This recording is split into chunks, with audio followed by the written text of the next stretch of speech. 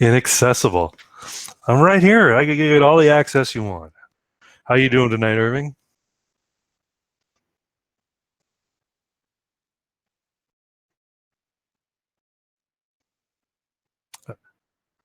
I look like I look like Heisenberg.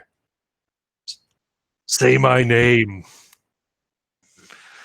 Yeah. I have a goatee, but it's kind of pale. I even dyed it, but I guess I didn't leave it in long enough.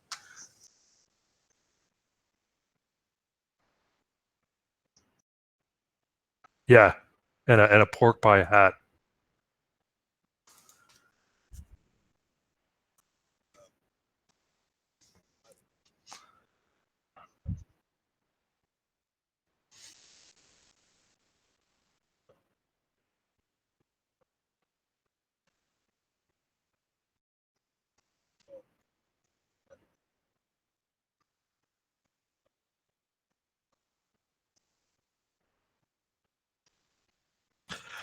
If it wasn't tied to the Nova Scotia shooting, why did they cite the Nova Scotia shooting and every other mass shooting in Canada when they were up there on that dais talking about it?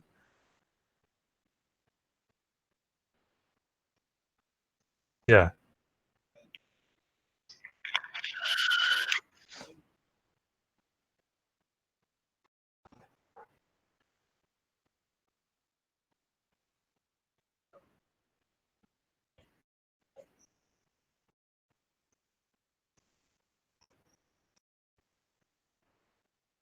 Right. That's yeah, that's the correlation there.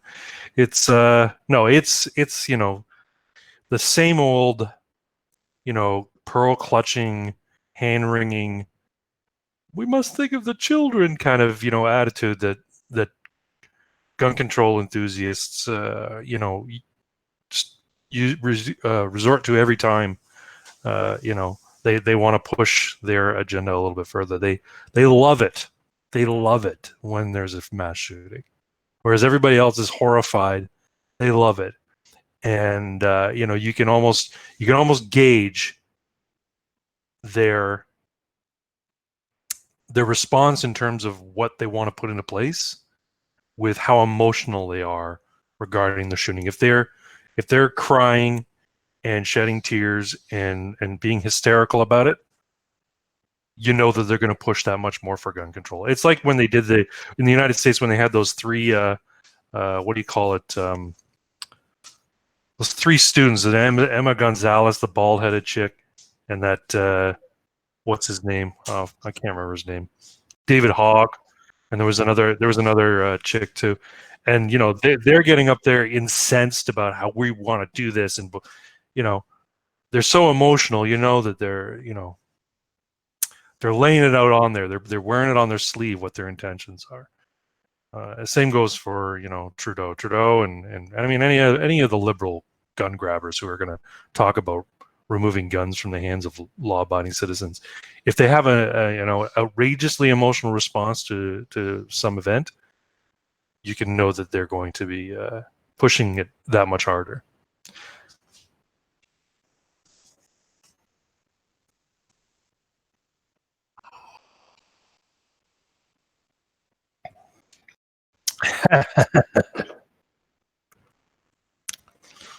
Yeah, a little Nazi.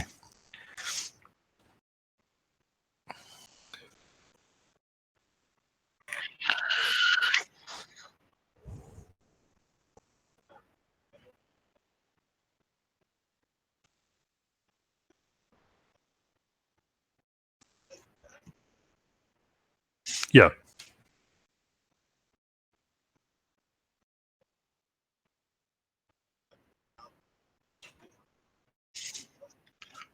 Well, they're talking about 15,000 makes and models and their variants.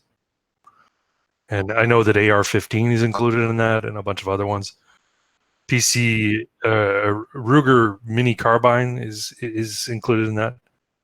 I mean, I was actually thinking of buying a Ruger Mini Carbine because I saw a video on it. I'm like, that's kind of cool. But I'm like, okay, well, I'm not going to buy it now. They won't sell it to me now, so I won't be able to buy one. So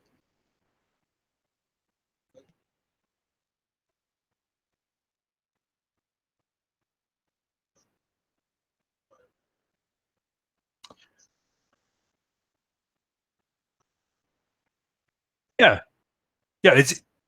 It's basically like,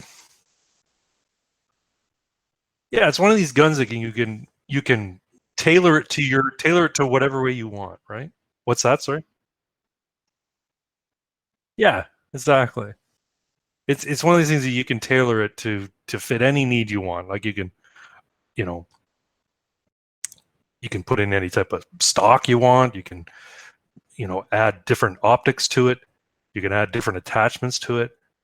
But it's not any more deadly than any other semi-automatic 223 rifle, except for the fact that it fires 5.56 NATO as well. But there's lots of guns out there that fire 223. So, so oh no, I can hear you.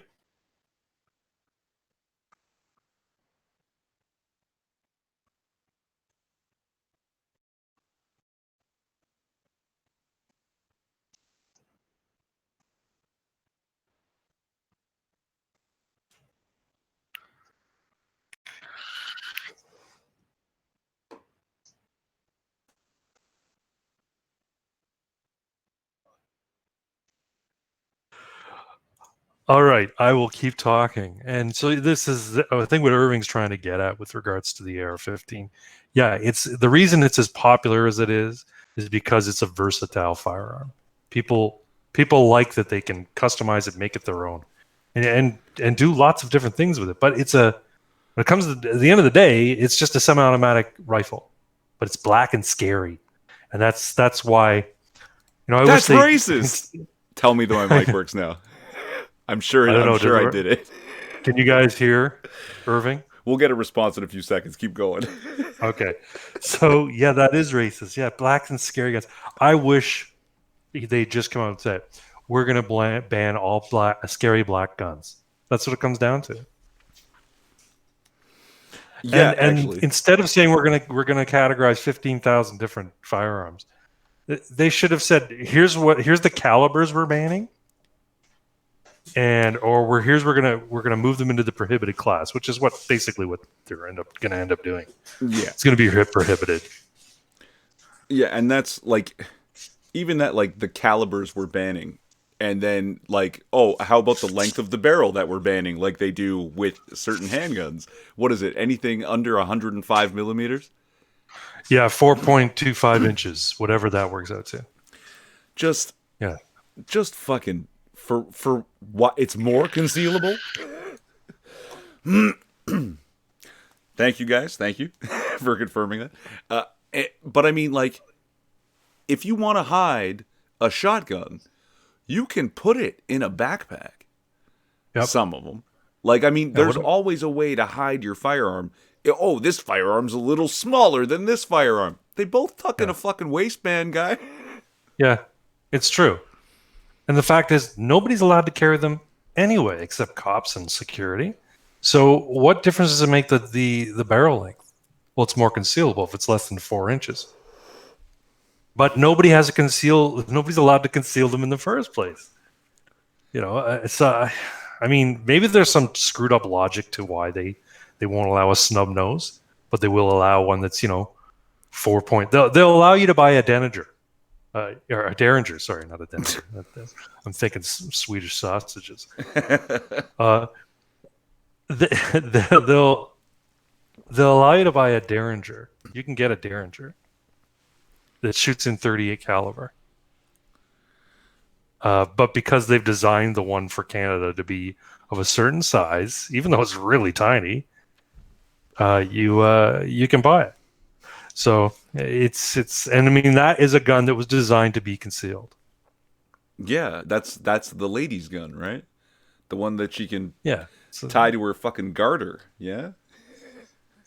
Yeah, put it in her purse, or put it in your boot. Yeah. No, the logic behind these laws is absolutely insane. Absolutely non-existent. And this is it.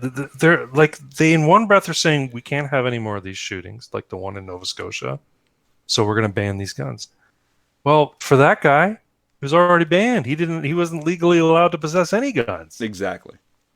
So how would doing this have stopped him from doing what he did? But like again, the whole adage, the old adage, you never let a crisis go to waste. This is what they're doing. And I mean, But yeah, they'll definitely try to use the crisis, and I don't know if it's actually like some long-term conspiratorial idea like Faith Goldie and the guys over on the Plaid Army are discussing, that Canada's about to be disarmed. Like, we've been disarmed a long time.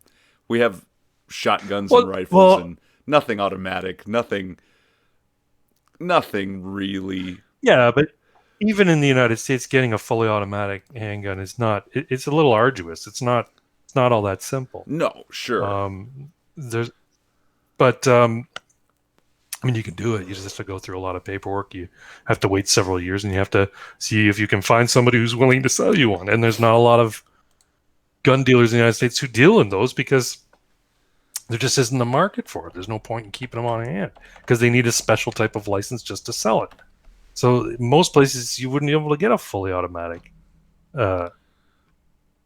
firearm in the United States. So yeah, most people don't own them. Some people do in Texas maybe, but most people don't even bother going through the hassle.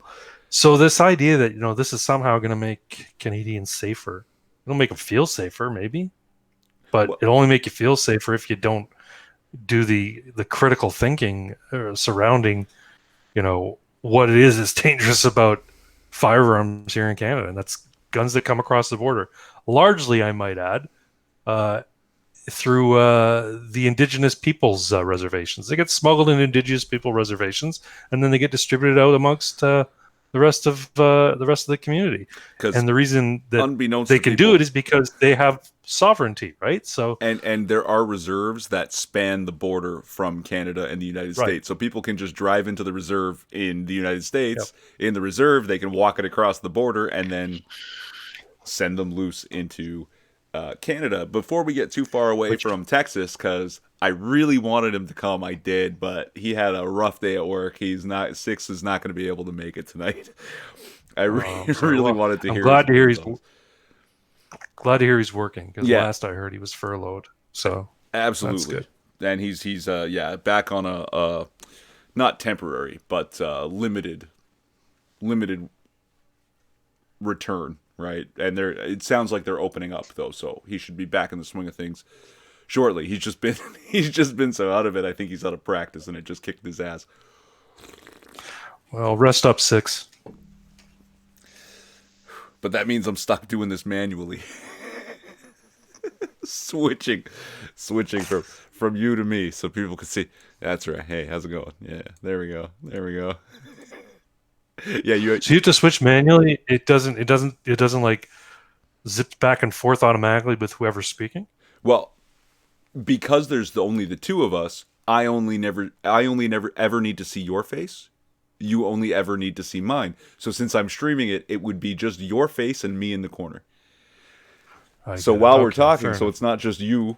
Right? Maybe you want to hit the vape, right? And I can be talking, and my face is up there while you vape, right? And then I'll switch it back, right? And then I'll have a drink while you talk, right? Okay, well, I'm going to hit the vape, so keep it on yourself for a second. Right, yeah. So basically, I need a Jamie to pull things up, because that's the kind of show we run here. Now, I do have a choice cut of Trudeau's speech from, I think it was earlier today. And I would like to share it. I have it...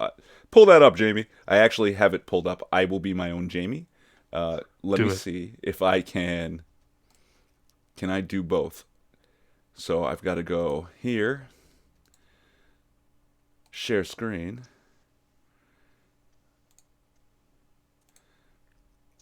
Infinite regression. Boom. It's working now, though, right? Okay. So tell me if you can hear it, Craig. And tell me, guys in the chat, if you heard it. For military-grade assault weapons in Canada. We are banning 1,500 models and variants of these firearms by way of regulations. These weapons were designed for one purpose and one purpose only: to kill the largest number of people in the shortest amount of time. Now, That's why the cops have them. Yeah, there's more to that, and you could hear that. Yeah, I could. Good. Okay, so that probably means everybody else could hear it. I do hope that they could hear it because uh, killing the most amount of people, the largest amount of people in the smallest amount of time, is wrong. That's technically incorrect. These weapons, especially the 223 caliber, which is the caliber of the AR-15, which is very, very similar to the 5.56 millimeter. It's imperial and metric conversions. Yeah, they're almost identical. they're interchangeable. Yeah, they're interchangeable in the AR platform. Oh, okay. So one of them will fit in the other and fire smoothly. But if you put the wrong one in the other one, you Right. have a large chance of jamming, way larger chance of jamming, because it's like Yeah. it's like an eighth of a millimeter off, but that's enough. Yeah. So I can't So remember which way it works. Yeah, it's so kind of like so for instance, if you have a gun that's chambered in 5.56 and you put a 223 in, it'll probably jam because the 223 I don't believe has enough has enough power to eject, right? Whereas Okay. you can put It's a power you can put a issue, not a size 5.56, issue. yeah, you can put a 5.56 in an AR, which is chambered in 223. So it's almost like, okay, you buy a handgun like a revolver that's chambered in 357, right? Yeah. It'll take 38s. But if you buy a handgun that's chambered in 38, you better not put a 357 Magnum there, or you'll blow up your gun. Right. Yeah. And this is not that drastic a difference, but it does No. cause problems one way Right. and not the other. Now, Yeah, exactly. but hold on. These calibers, 223 and 5.56 mil, were designed not to kill, specifically not to kill, but to maim. The point is to put a hole in somebody that's incredibly painful, damaging enough to be dangerous, but fixable. Because in combat, if you use, say, a more traditional, what you think of as a military-style assault weapon, like, say, the AK-47, that's in 7.62. Now, Yeah. if you fire your 7.62 across the field and you hit 3 targets, you've probably put 3 fist-sized holes in people, and they're dead. But if you fire a 5.56 across the field and you hit 3 targets, you've put 3 pencil-sized holes in people, and they're probably alive. So 2 guys are going to come to drag them away while they scream, demoralizing everybody. It's going to take up... First off, you got 9 guys off the field with 3 hits. That's impressive. Second, it's eating into the medics and the medic supplies while demoralizing people. That's why they designed these. So this whole concept of to kill as many people as possible in a short amount of time is simply incorrect. It's technically incorrect. Well, but it's even disingenuous to say military style. Like, what is military style? One is not a legal term in Canada in terms of firearms laws. Yeah. Neither is assault style. He's an assault weapon. And I've heard I heard it this way: military grade assault style weapon. Military grade. Okay, well, none of the guns that Canadians are legally allowed to own now are considered military grade. See, but what does that even mean? Like, does that mean military grade, like military power and size, or does it mean military quality, as in it's built to these certain specifications? Because I understand some guns are built like shit and some are built wonderfully, but I would expect that most guns are built well. Yeah, I mean, you can buy cheap Norinco guns off of Marstar. They're cheap for a reason, right? Because they come from China, and they're tall. You know, they're not built with the same tolerances that say Ruger or H&K build their guns with. Right. They're knockoffs or copies of existing firearms, and they're made with cheaper materials for the purposes of selling them to, on a discount market kind of thing. But again, these are weasel terms. They don't mean anything in terms of Canadians can't buy military grade weapons. We can't. And the idea of military style assault weapon. So does that mean bayonets are out? Because those are military style assault weapons. Actually, they're made specifically for assault. So can I not buy a bayonet anymore? By their logic, I shouldn't be allowed to have a bayonet or any knife of a certain length. And in Canada, as far as I know, there's no restriction against owning a knife or a sword. Just you can't walk around with one over Yeah, a certain length or under a certain length. No, over a certain length. both. But There's a limitation. It has to be. I think it's between over 4.5 inches and under 5 3/4, which is why so many of the knives you're going to find in your knife shop are 5.5 inches. oh, wait, I have a Bowie knife that's like it's a Bowie knife. So why? No, yeah, And that's I like can a buy 7 inch. and I can blade, buy right? a machete. So I You can't. can I buy don't it, but you understand. can't carry it with you. Well, you couldn't. Yeah, but I mean, yeah, people don't typically carry knives more than a pocket knife anyway. But anyway, Oh. it's all a bunch of nonsense, and it's frustrating. And the only answer is non-compliance. So I don't own an AR-15, but I know people who do, and I'm imploring them to not comply with this ridiculous order. Well, I You did got hear. 2 years to figure out your strategy for doing that. Yeah, because I also did hear it's not a mandatory blanket buyback, that there are somehow special situations and regulations that you can keep some of these weapons. I'm not sure which. I'm not sure what those loopholes are, but apparently they exist. But it just circles me back to that word style. That when they say military style, assault style, they literally Yeah. mean style. They mean the look, the way it's fashioned, not its function, not its capabilities, simply the style. Like, and maybe subconsciously that's why I put on a suit tonight. Because it's all about style, right? Like, It's not a black and scary jacket though, because that's what they mean. They mean scary black guns. That's what yeah, it comes down to. look, if I walk into a club next to a Chinese guy in a tracksuit, people are going to be scared fucking shitless that shit's going down tonight, okay? That guy over there, he's gonna do something. They're going to do I something. could tell. Yeah. I could tell. Just look the way he's dressed. Yeah, But I'm really I mean I should say I'm surprised. I'm not surprised, but I am disappointed that this is what's come to pass. And I'm more disappointed by the stupid shit that I'm seeing on social media and on the CBC on the comments section of the CBC for this particular story. I was like, these people just don't have a fucking clue. And you know how people say things like, "Oh well," in terms of the abortion debate. Well, you don't have a vagina, so you don't have an opinion. Okay, you well, don't you have don't a own a gun. gun. You don't have a gun, so you have no opinion. Go fuck yourself. Stop talking about shit you don't understand. So That's fucking beautiful. I did save a couple of takes here. Give me a second. I have them pulled up already, so I can just share screen. Jamie's on point tonight. No, I knew I was going to be in trouble, so I had to. Here we go. Is that sharing? Yeah, that's sharing. So this is Ahmed Hussein. He's our immigration and refugee, some other motherfucking asshole. Liberal parliament member.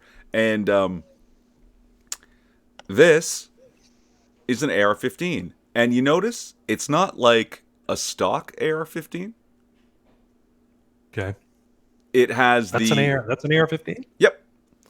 Yeah, but it's not stock, right?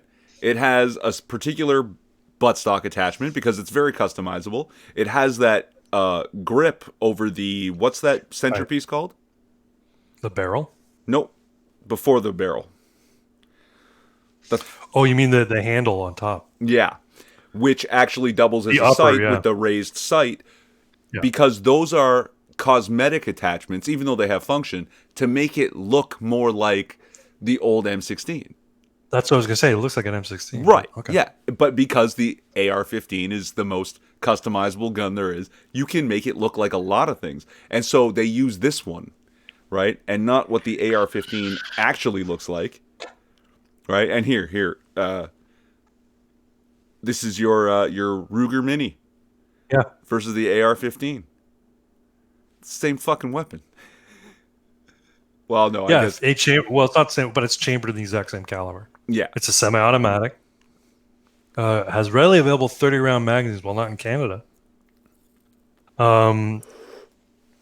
It's going to be a pinned magazine. You can't get a 30-round magazine in Canada. No, you can have the magazine, but it has to be pinned. Yeah. this long magazine. Oh, and that holds if 5 the rounds. pin falls out, you're going to jail, man. You're getting your guns. You're getting your guns confiscated. Ridiculous. Yeah. Ridiculous. It is. It's just a rivet. Here's the thing: when they pin these things, it's just a rivet. And if you know anything about rivets, like pop rivets, Yeah. they fall out all the fucking time. Now, here is a hot fucking take, dude. Oh God. Protection is selfishness, fear personified. Rather than help in preventing, your instinct is to repel and protect. Why would anyone trust a person with a gun whose flight is about self? A good guy with a gun? Please. A pussy scared shitless shooting anything in the dark. Who the fuck is Gage Matthews? I don't fucking know. Normally Oh I my block God. people's names out, but here I didn't even give a shit. I almost looking at the little profile pic there. He looks. It looks like a troll, like Titania McGrath. Have you ever I seen hope Titania McGrath's channel or Twitter feed? Hers is a troll account, right? But he looks like that's ridiculous. Yeah, that's funny. So, who are you gonna call when? Who are you gonna call when you hear someone banging into your house, like trying to break in your house in the middle of the night when you're home? Like I read somebody say, I abhor guns, but some people need them for shooting, and I'm like, yeah, you abhor guns, do you? So who are you gonna call when someone's busting in your home in the middle of the night? Let me guess, the cops. Yeah, Why are you calling those cops? Because they have guns. The good guys with guns, man. Like, Yeah. fuck. Now, What are cops? Cops not good guys with guns? and this was one. I had fun with this. It is time to hunt these idiots down and drive them from our communities. They value their guns over our lives. Torches and pitchforks time. Now, I used Torches and pitchforks. I used my response and this tweet as the thumbnail for this live stream, and I think you retweeted it. I did, yeah. You're gonna have to rethink your strategy there, mate.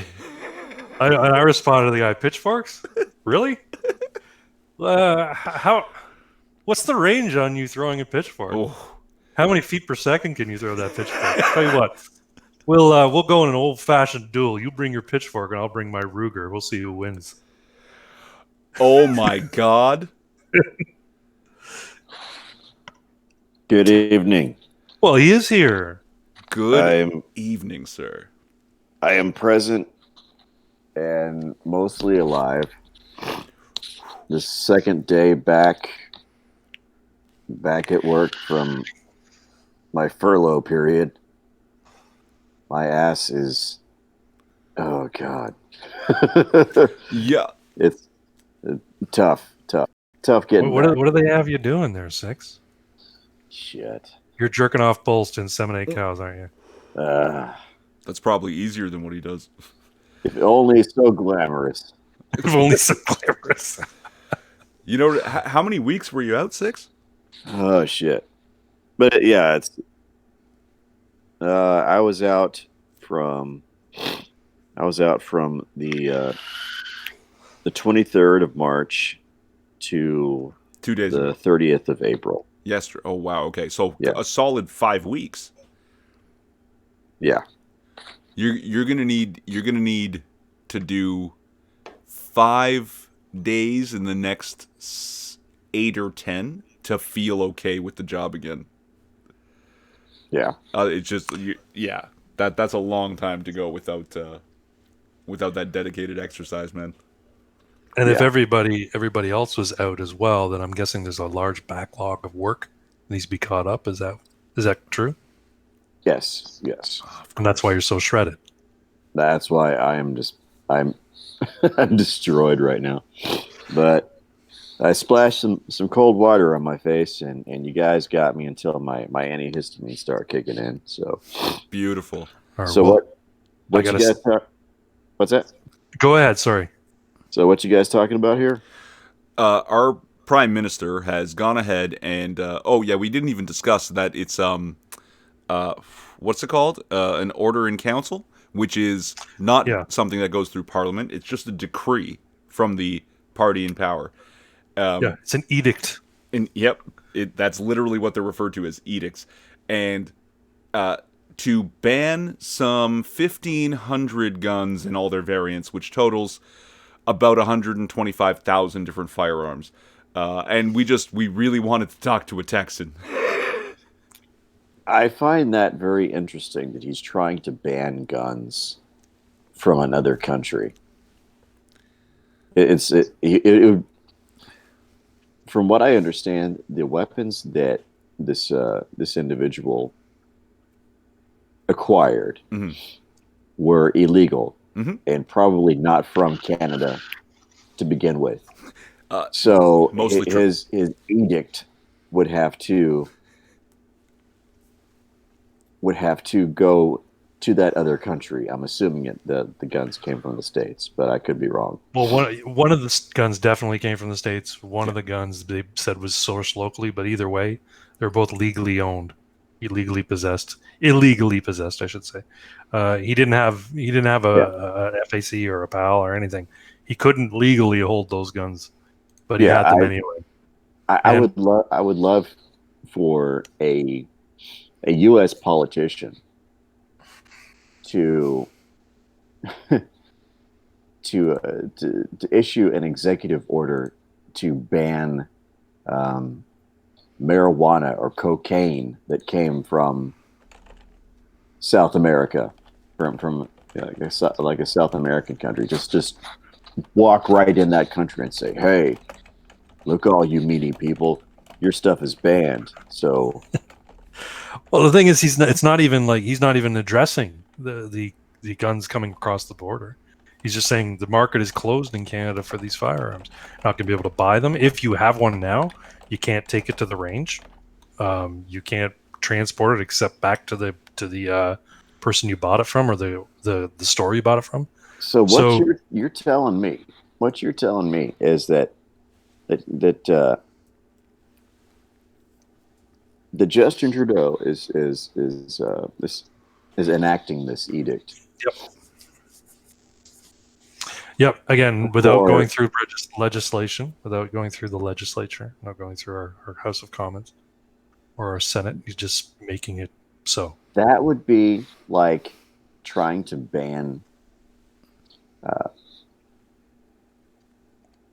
Say I went into somebody's house and I stole their television. And then Justin Trudeau found out that I stole that dude's television. And then he creates this edict to ban the sale of that brand of stolen television. That's essentially it. But imagine, think if Donald Trump were to come out tomorrow and say, "I'm signing an executive order that outlaws AR-15s." That's essentially what Justine just did. Yeah. And this is to accomplish what? To punish lawful gun owners? No, because people are tired and those guns have no place in Canada. Oh, so I'm outraged and I need to take it out on something, and I need to. In the States, we refer to that as feel-good legislation. Oh yeah, that's exactly what it is, and it fits the agenda that they've been talking about since the 2015 election. He's talking about doing this since 2015, so it's not surprising that this actually targets and is only effective against are the people who are going to abide by the law in the first place. Because these are laws to be followed by a law-abiding public. Well, exactly. Not the unlawful. The unlawful are going to do exactly what they were going to do, regardless of what is on the books. That's why they are criminals. It's true, and this is what I said in the CBC did a story on this. Basically, they had the footage and they talked about what was said, and I commented, glibly on the CBC comments, you know what? They should just make murder illegal, and then nobody would ever be able to murder. It doesn't matter how many times explain it, it doesn't connect, because the people that you were trying to explain this to are generally law-abiding themselves and cannot possibly fathom a way and mode of thinking, a mode of living apart from that. So they aren't themselves criminals, so they can't relate to the criminal mind. The criminal mind has a goal. There are tools that are required to meet that goal. The criminal is going to acquire those tools, and they're going to meet that goal unless they are stopped by law enforcement or the actions of someone who is witness to their actions and stops them. See, and where we run It's into true. problems, I mean, though, is that instead of putting in legislation that actually stops the criminals, giving powers to police or I don't know, powers to the citizenry to stop those people in their tracks, what they do is they aim to shut up the Karens and put on this kabuki security theater bullshit. And it does nothing. It does absolutely nothing to solve the actual problem. All it does is make the Karens and they're going to it just makes them feel like they did something. Yeah, Yeah, we shouted all it and does- raged, and then our government Yeah, responded in the wrong way, doing the wrong thing against the wrong, and now you really, really good. Sorry. Go ahead. Yeah, and what they don't quite understand is that they like to resort to whataboutism, and they will point to places like Australia or the UK. Well, the problem is that these are two very different parts of the world. They border to very different parts of the world.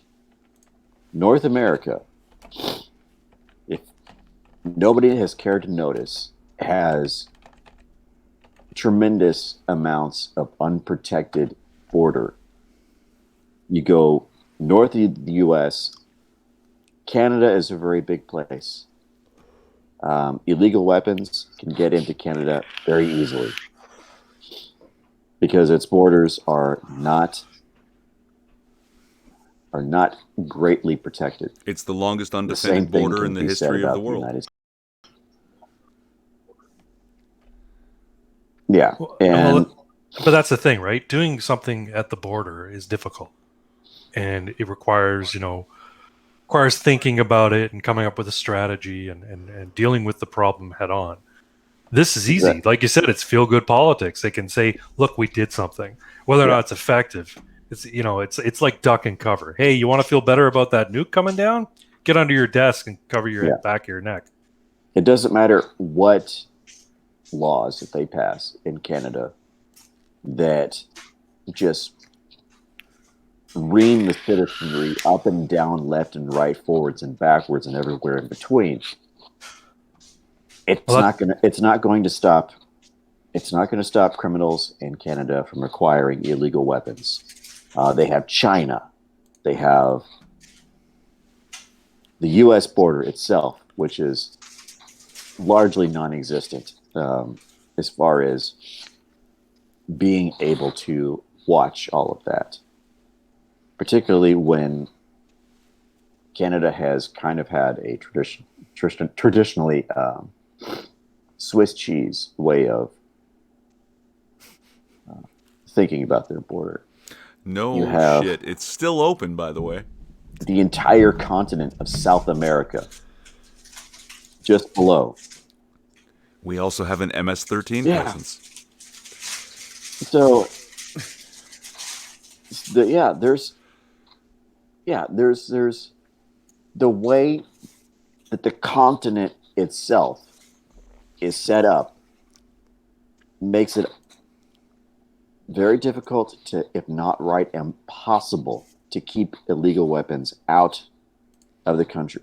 So if there are criminals in your country that want to get illegal weapons, it's not hard. No, it's not. And by passing or making this edict, basically anybody who doesn't comply, which I'm encouraging all gun owners to not comply, they basically become criminals overnight once that 2 year period passes, because they haven't done anything wrong. They're just hanging on to the legally acquired merchandise that they purchased prior to this edict. So Yep. Well, you guys are always come to Texas. No. you know what? I wish. I've been thinking about this a lot. I've been like, you know what? I'm either going to do one of two things. I'm either going to move to the United States, or I'm going to go into politics and try and change things. And I know my wife doesn't want to move to the United States, so it's probably going to be the other way. If I were Canadian, I'd vote for you. Oh, thanks. This is not a joke. You two guys. What's that? What's that? 6? What was that, Irving? No, what did you say? What? That last bit? What? I don't know. I didn't hear. You said he'd vote for me, and then you said something, and I said, "What's that?" Oh, well, okay. Craig, I've had some jagoffs tell me that yes, no, Irving Twin for Prime Minister. It's like that doesn't work like that, and fuck no. Literally, yeah, no, I'd vote for you.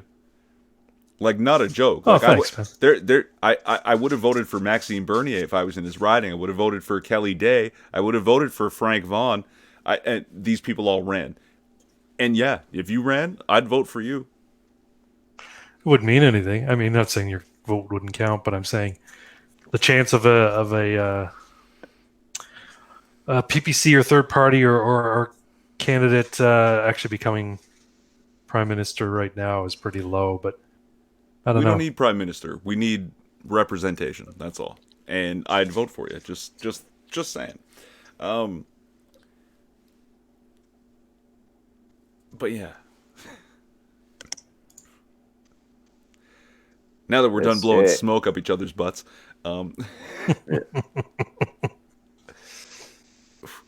6. Okay. I'm curious. Hey. In Texas, you are a firearm owner. I am. You are well trained and versed in the safety and handling of your firearms, yeah? Yep. What would it take in Texas to own an automatic firearm? Like a simple automatic firearm, like an M16 or an AK-47? If you want anything that is automatic, you're going to have to jump through a few hoops. Mm-hmm.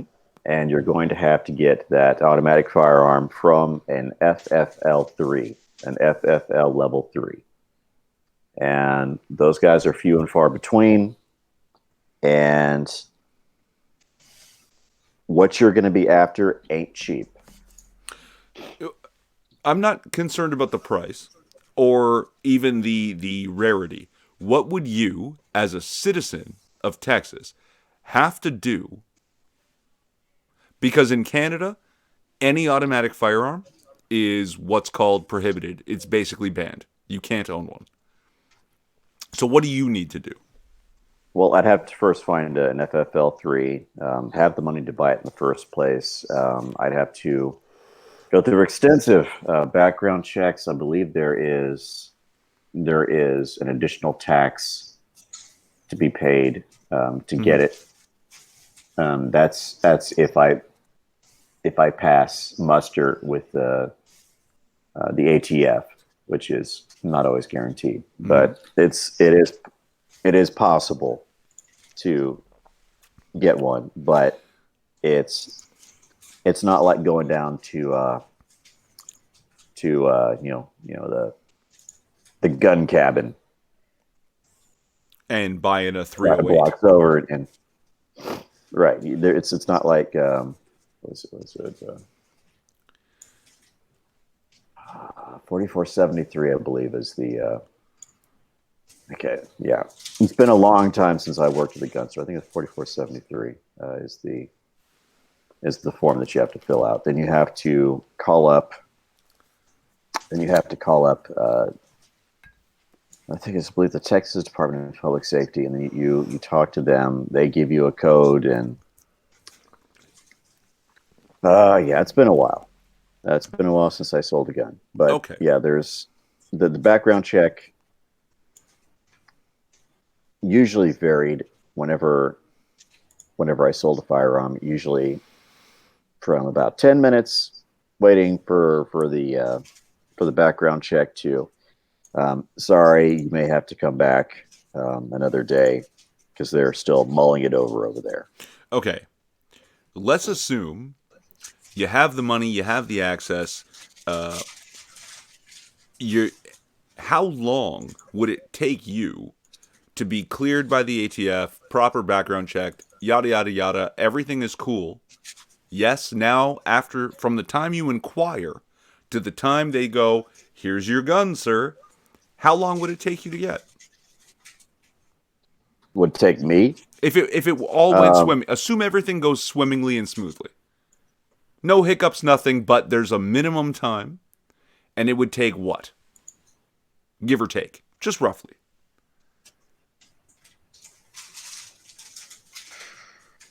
Well, since I never bought an automatic firearm, I can only speak from what I have heard. Okay. But you may be waiting a few months. Let me check. See, and you're looking at it like months versus several months versus over a year. And up in Canada, we're like, it's less than forever. Literally never we could get one. This is massive up here.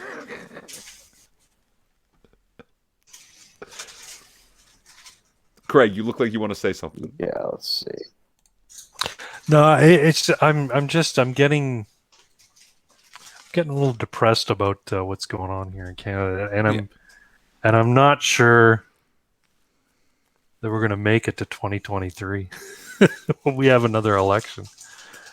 I have a feeling that with the Rona and everything that's going on here, that there's going to be push is going to come to shove before too long.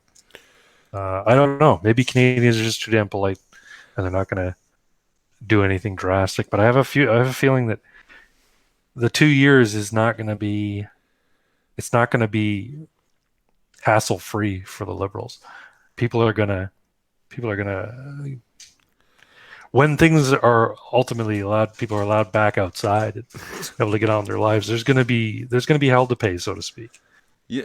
And I'm not looking forward to that. Yeah. I lost. Go ahead, Six. I'm familiar with the process of what a NICS check is for just like an FFL1. You just like your garden variety gun store, but I don't know as much about FFL3. I know that there are more hoops to jump through. I know you have to pay an additional tax, and there is a waiting period. It's like buying a suppressor, where you have to wait several months while the ATF were to extensively look into your background and so on and so on and so forth. Just 3D print one. There's lots of people online who have files for suppressors you can 3D print. Yeah, it's true. I wouldn't bother. We're gonna get pulled. Yeah, it's about as hard or harder to buy a commercial suppressor as it is to get an automatic firearm. But I think it's slightly harder to get the automatic because you have to go through a lot more to actually get it. But I don't know. I'm not as well versed with that. I didn't work for an FFL3. I worked for just a regular FFL. Irving, did you say we're going to get pulled because I told people they should just 3D print their own suppressors? Yeah, we might. Well, in Canada, you can't have a suppressor anyway. But in the United States, I don't. If you wanted to purchase a suppressor, yeah, you'd have to go through the hoops. But as far as I know, there's no restriction in the United States in terms of manufacturing your own firearm. I should still say that as Canadians, we in Canada are not advising Canadians to 3D print any part of a firearm. I'm speaking to the people of Texas, the people of the United States. If you want to manufacture your own accessories for your firearms, As by all long means, as go ahead. as long as it is Well- within the bounds of your law, go for it. I would be hesitant to Well, to I wouldn't attach post it on anything to the end of any firearm that I own that was produced in a 3D printer. I know the power and the pressure of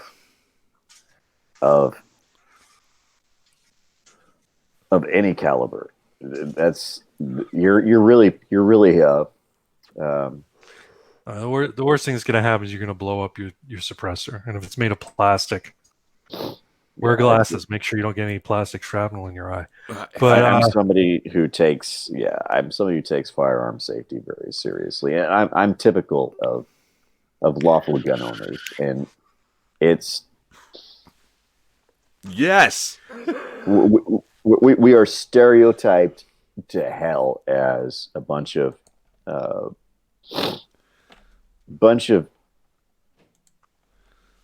idiots with high powered weapons that just go out into the middle of nowhere and scream yeehaw and blow up trees and what's wrong with that?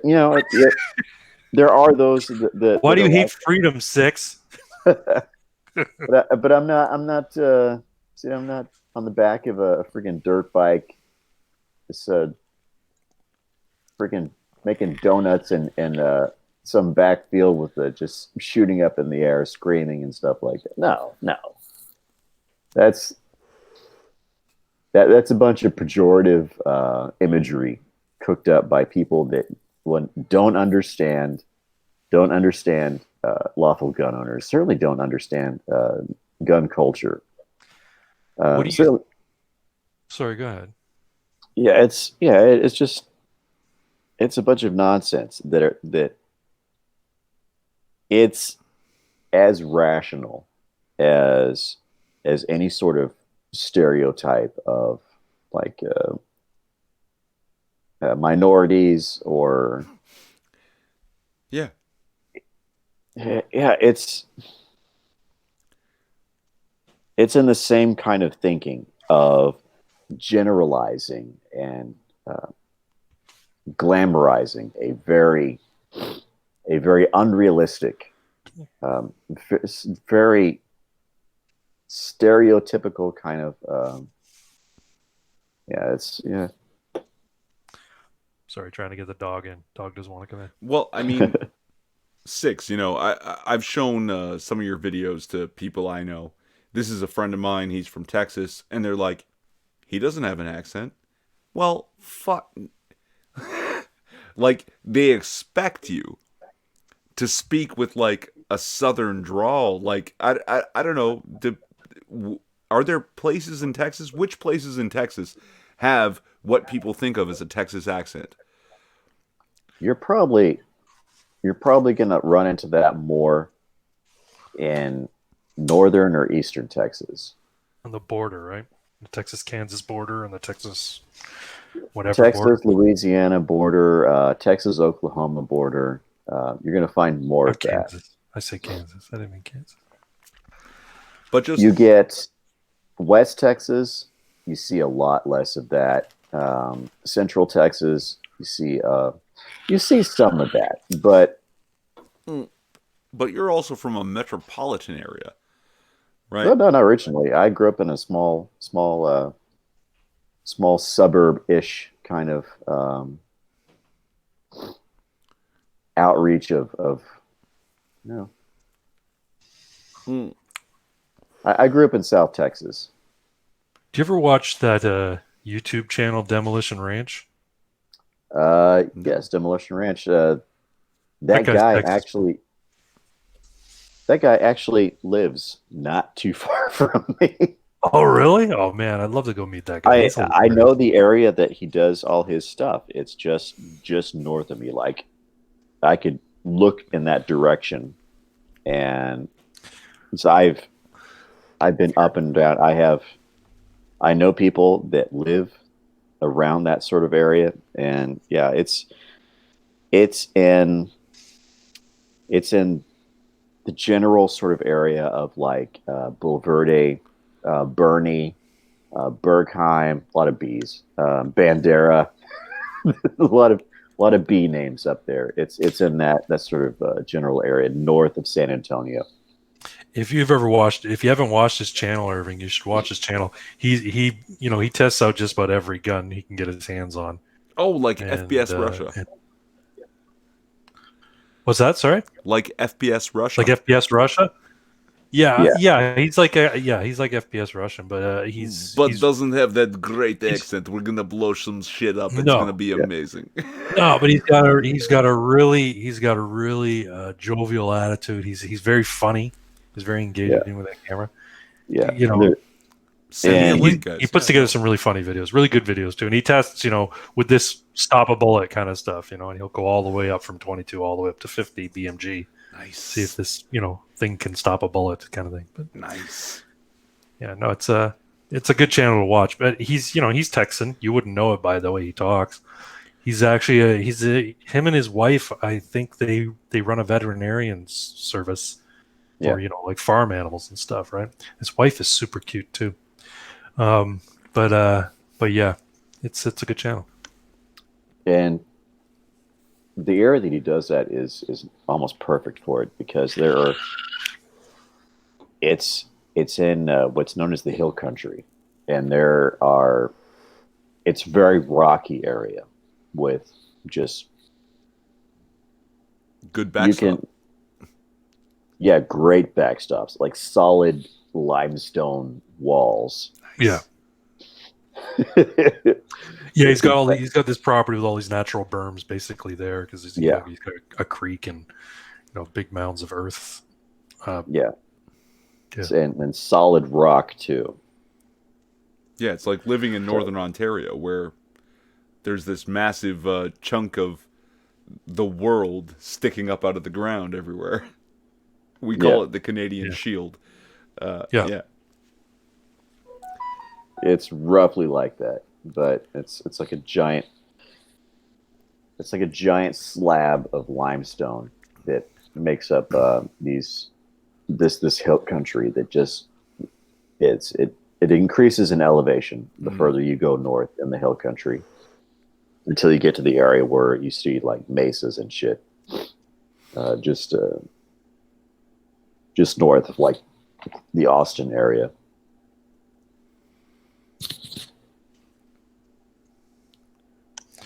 I'm going back to their edict by Justine, and I'm going to say some things that are probably, I don't want to get your video banned, Irving, but I was thinking about this today. After this edict, right? Right. There's going to be somebody that's pissed off, and now I'm not by any means endorsing any behavior of this type. We do not endorse or condone. We of the Ammunation do not endorse or condone. Okay. We do not endorse or condone any violence perpetrated against anybody. But given that there's some people out there that are, a little bit unhinged and are quite passionate about their firearms, I could see somebody, trying to take a pot shot, either whether it be a Bill Blair or Justin Trudeau. And I was just thinking, wouldn't it be funny? And it wouldn't be funny because, that's not a funny subject, but wouldn't it be ironic? I could read it in a Babylon Bee article, let's say. Okay. Yeah. Somebody takes a pot shot at Justin Trudeau with a bow and arrow. No, wait. Hold on. I think that would be hilarious. Hold on. Somebody takes a shot at him with a bow and arrow. Hold on. It's only funny if they're First Nations. Oh yeah, I was about to say that. Oh my god. I was about to say that. No, and the guy made it in his garage with PVC pipes and fiberglass rods and paracord.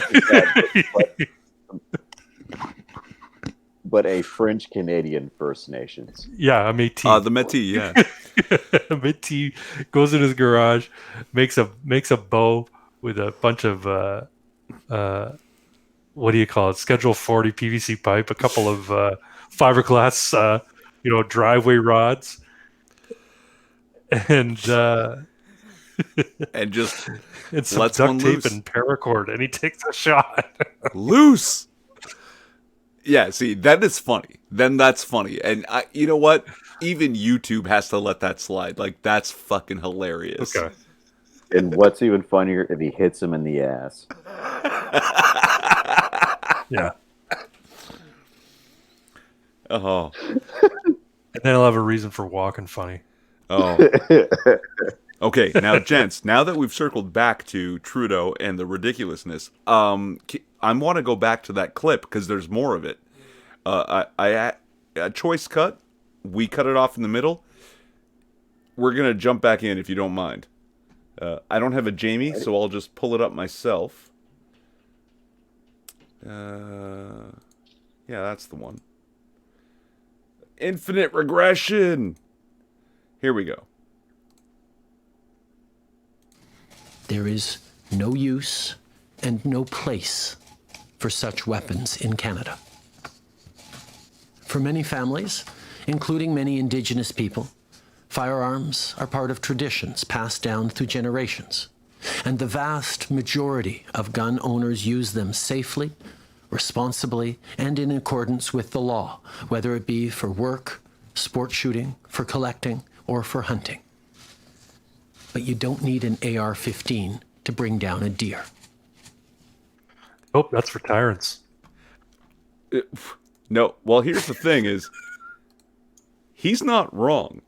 You don't need an AR-15 to bring down a deer. Not if you want that deer to die. You right. you really want a much more powerful and higher caliber weapon. I don't think I would feel confident going deer hunting with anything smaller than a 308. No. Yeah, 308, No. 30-06. Yeah. And 223 is for varmint hunting. Pretty and I'm much. talking, coyotes, wild boar. Coyotes. Yeah, anything from like No, boar. Anything? I wouldn't trust it. I would not trust it to boar. Boar are tough. Coyotes about the biggest thing that I would think. It's more like porcupines, really big skunks, and gophers that are far away. Yeah, it's like really big squirrels to your average size coyote that's the range of Politicians. yeah. Yeah, no, I'm joking. If I shot at a deer with the 223, unless I nailed it like squarely between the eyes, which is not easy to do for a moving target, even then it may just glance off the skull bone. I would say outside of 50 feet. That deer will track my ass down and beat me to death with my own 223.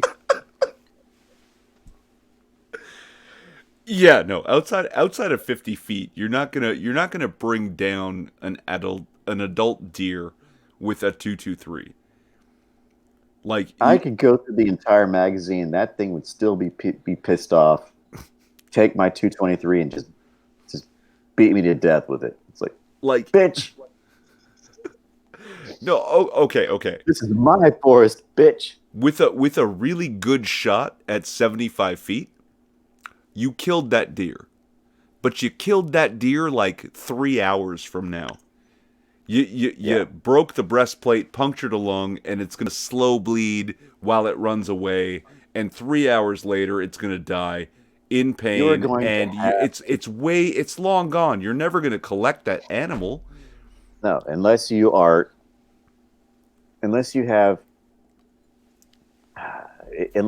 skills that are uncommon to actually track it down. We're talking like 18th century First Nations tracking ability. Yeah. that most modern people would not be able to. You'd have to have like a FLIR camera connected to a drone with ridiculous battery life to track that thing. That's if you can keep up with the damn thing, because that thing's going to be hauling ass full speed, and it's not going to slow down till it dies, basically. Yeah. Yeah. And that's the thing is like yes, these firearms have the capacity to do damage. Obviously, that's I won't dispute that. They do damage. They will kill.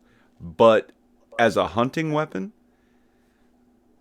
like you they're a tool.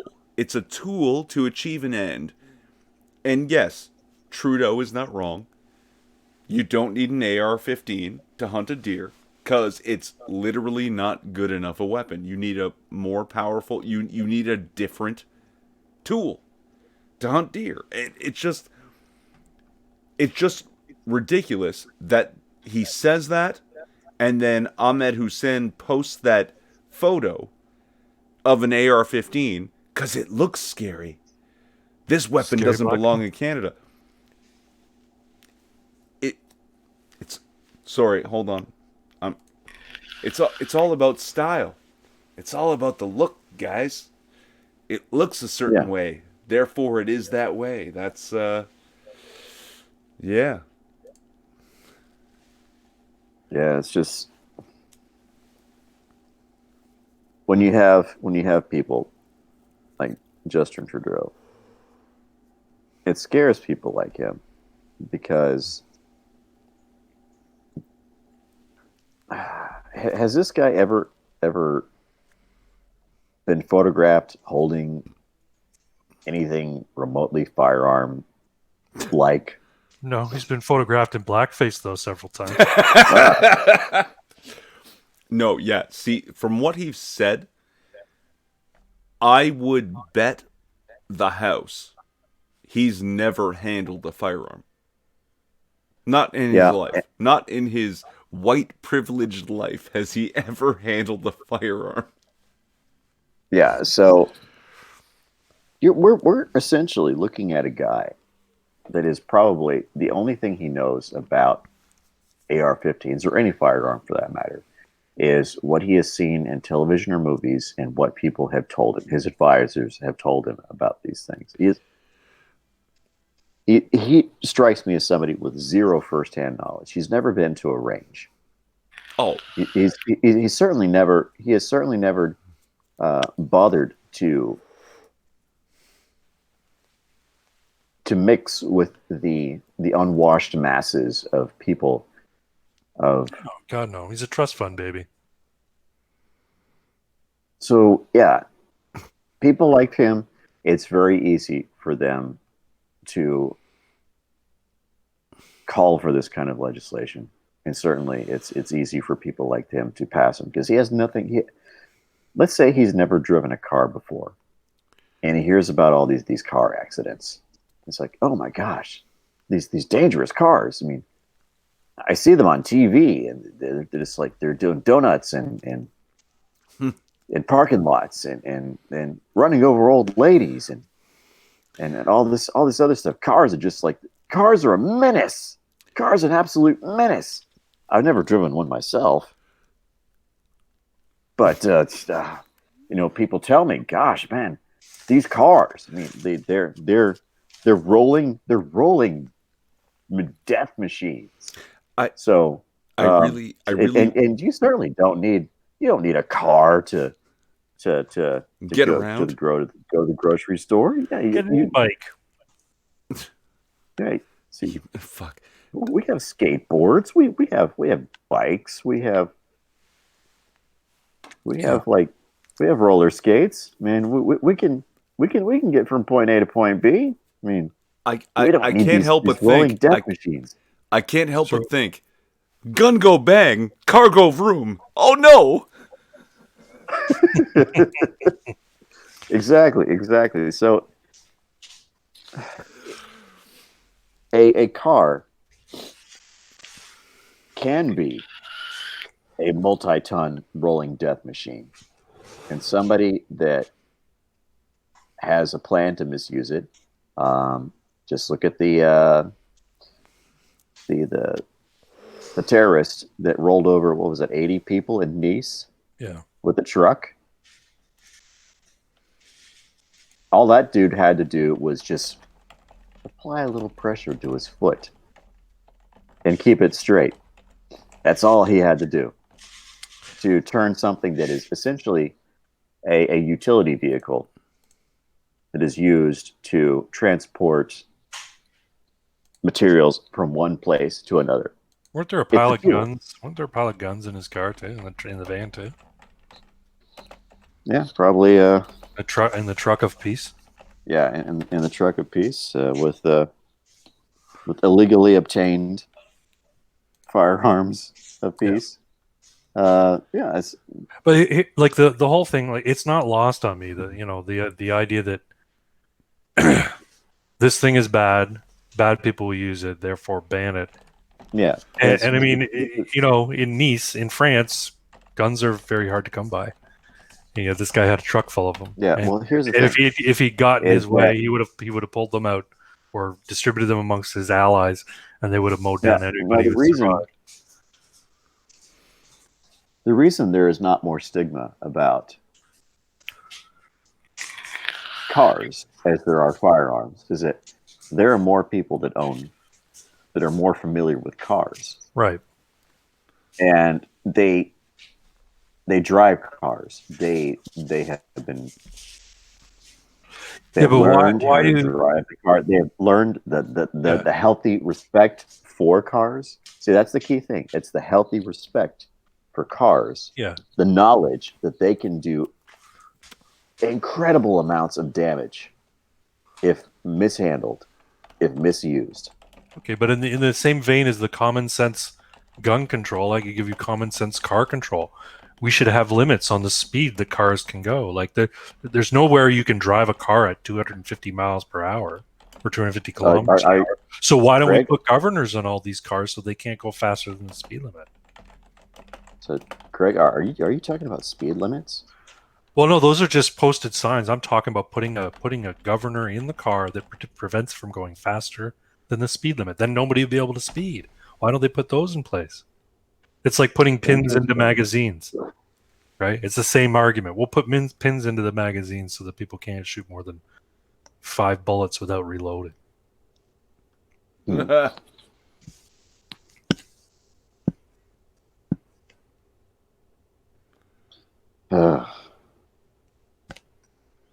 Yeah, I'm essentially, chewing candy. I'm sorry, guys. Yeah, it's all it would take. All it would really take. One of the best classes I have ever taken was my concealed carry course. Yep. I don't doubt Because that for a second. it is firearm safety, awareness of what is going on around you, the philosophies taught of healthy respect for your firearm, understanding that you are absolutely responsible for everything that a projectile hits once it leaves your firearm. It's the same kind of thing that when you're in driver's education, you are taught that you are responsible for everything that happens. As soon as you turn that key and you pull out of your driveway, you are responsible for everything that happens when you're in that car. What happens when if you hit something, you were responsible for that thing that you hit. But it's not impressed on people who are not familiar with gun culture. That these are things that we are taught to understand. See, I agree with you. We I'd love to take a concealed carry course, but as it is, Canadians can't carry firearms. They're not allowed under any circumstances. It's very rare, unless you have a job that requires you to carry it, like you're an officer or you're an armed security guard. But this is where the Conservative Party fails, and this is where, as much as I love Maxime Bernier, this speech that was put out by Blair and Trudeau happened this morning, and he has yet to tweet or say anything about it yet. Whereas the Liberals put this stuff out there all the time and push this agenda forward at every opportunity, you never, ever see the Conservatives in a concerted effort to push back against it. And I don't know why that is. If we're truly to have a conservative party in Canada or a libertarian answer in terms of the PPC, Bernier should have said, this is not what we need. What we need is actually to arm citizens so that they can be the first line of defense against a madman with a gun. Yeah. If 23 people died because a guy was able to roam around Nova Scotia for 12 hours, disguised as an RCMP officer with illegally obtained firearms. Also, while killing a RCMP officer. While killing an RCMP officer, how much sooner do you think that crisis would have been ended? And how many lives would have been saved if one of those citizens in rural Nova Scotia got his AR-15 out, or even got a handgun out, and took the guy out down, just one, down in the street? And if it had happened in the first hour, there'd be what, 2-3 dead as opposed to 23 dead. It's and this is why I'm disappointed. This was a fucking joke in The Simpsons and the PPC, because this is the narrative that they should be putting forward in counter to what the Liberals just did today. And there's nobody saying a damn thing about it. Maybe they have, but I mean, I follow a few of the CPC party members, but I haven't seen them come out with anything about it. Maxime Bernier, all he's talked about today is the economy. And this is an opportunity. If he's truly the libertarian option in Canada, but he should have come out and said this. Sorry, Irving, you want to get your thoughts out, but shit, I wanted to make a fucking joke about no, Simpsons did it. Like, Simpsons did everything. Just one fox, just one gun. Right? You remember that episode, right? There's break glass, just one gun. Just one gun in the right hands ends that fucking scenario. It's over. It's done. Just one gun. Imagine what how many adults do we have? 26 million adults in Canada? Imagine 26 million guns and the effect that has. But, Craig, my man, I'm all for Maxime Bernier and the PPC and the concept of libertarian first, small c conservative second. But Canada is not. It really isn't. And we've been saying, we've been pushing, we've been hoping and riding that, because there are people like that. Canada is by and far not like that. Canada is a fucking faggot. Like, let me do it on my channel. I'll get me pulled. Canada, you won't get pulled. I've thrown the F-bomb plenty of times. I don't get pulled. We're micro channels. We can fly under the radar. Nobody's going to pull the video. For now, you'll never get monetized because of saying the F word. Guys, I got to be taken off here. Okay, pretty quick. But right. I just want to leave everybody with this: is that really the only difference between firearms and automobiles is that there is a greater unfamiliarity with firearms by the general public. Mm-hmm. The general public, they are well familiar. They're well versed in vehicles because they use them on an everyday basis. Yeah, and they've developed that healthy respect for their vehicles, and they know exactly how much damage a vehicle can do if it's misused. But they just don't know. They just don't know the firearm. They don't have that healthy respect for the firearm. So all they know is what they are told.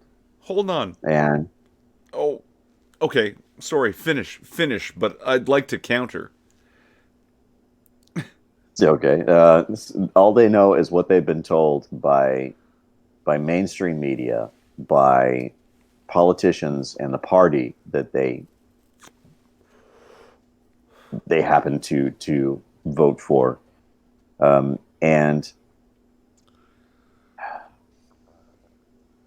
the culture that they grew up in, the microculture that they grew up in within this country that did not grow up with or around firearms, so they don't know that the people that they are throwing all this pejorative thought and language at know what the hell they're doing with these things because they have been taught to respect these things because they know how much damage they can do if misused.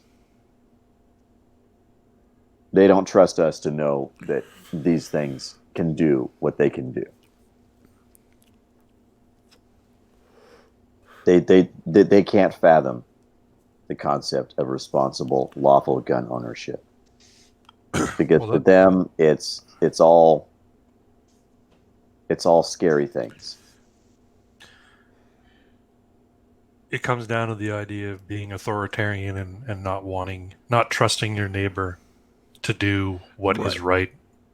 But for some reason, you trust the government to do what is right. Yeah. Yeah. Hey, go ahead, Irving. I've been talking over you a lot. No.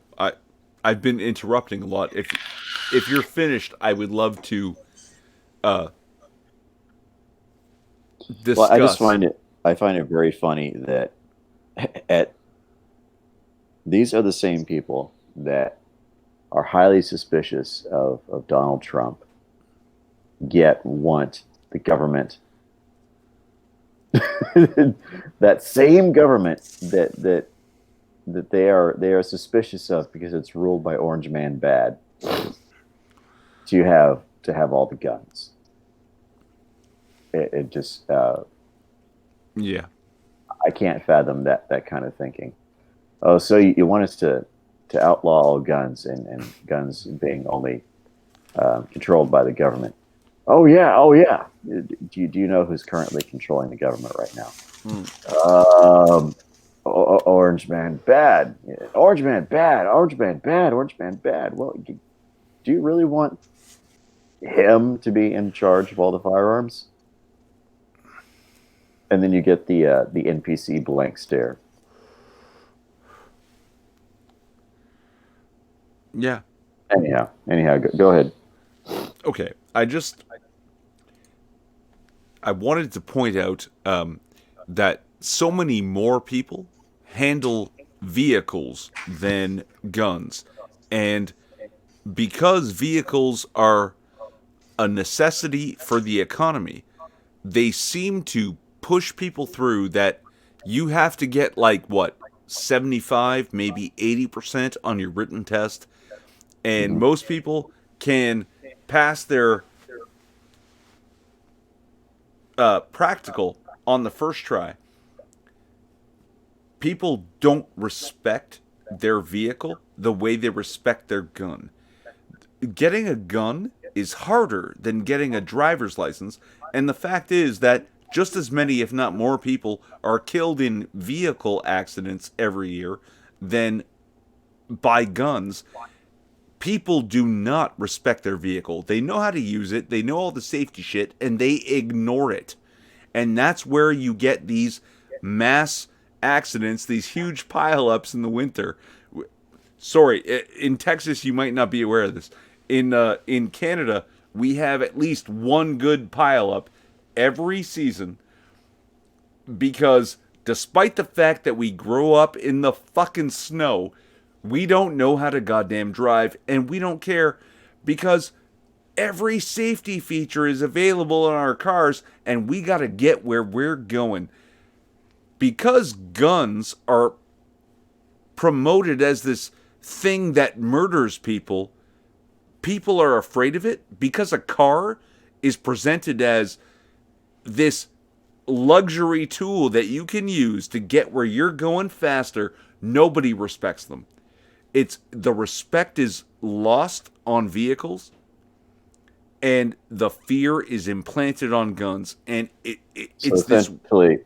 Yeah, and I totally agree with that point. Is that that's true? I've cleaned my gun more than I've ever cleaned my car. Yeah,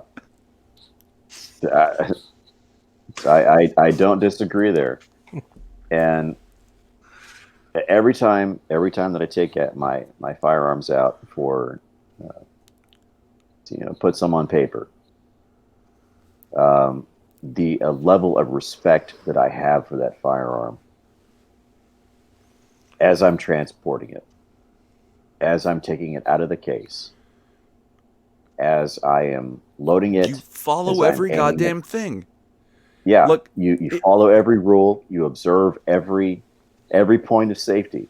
This is my point. This is what I was getting at. If we, as a populace, treated vehicles the way we treated firearms, there would be 0 to 10 deaths every year in Canada and North America on the road.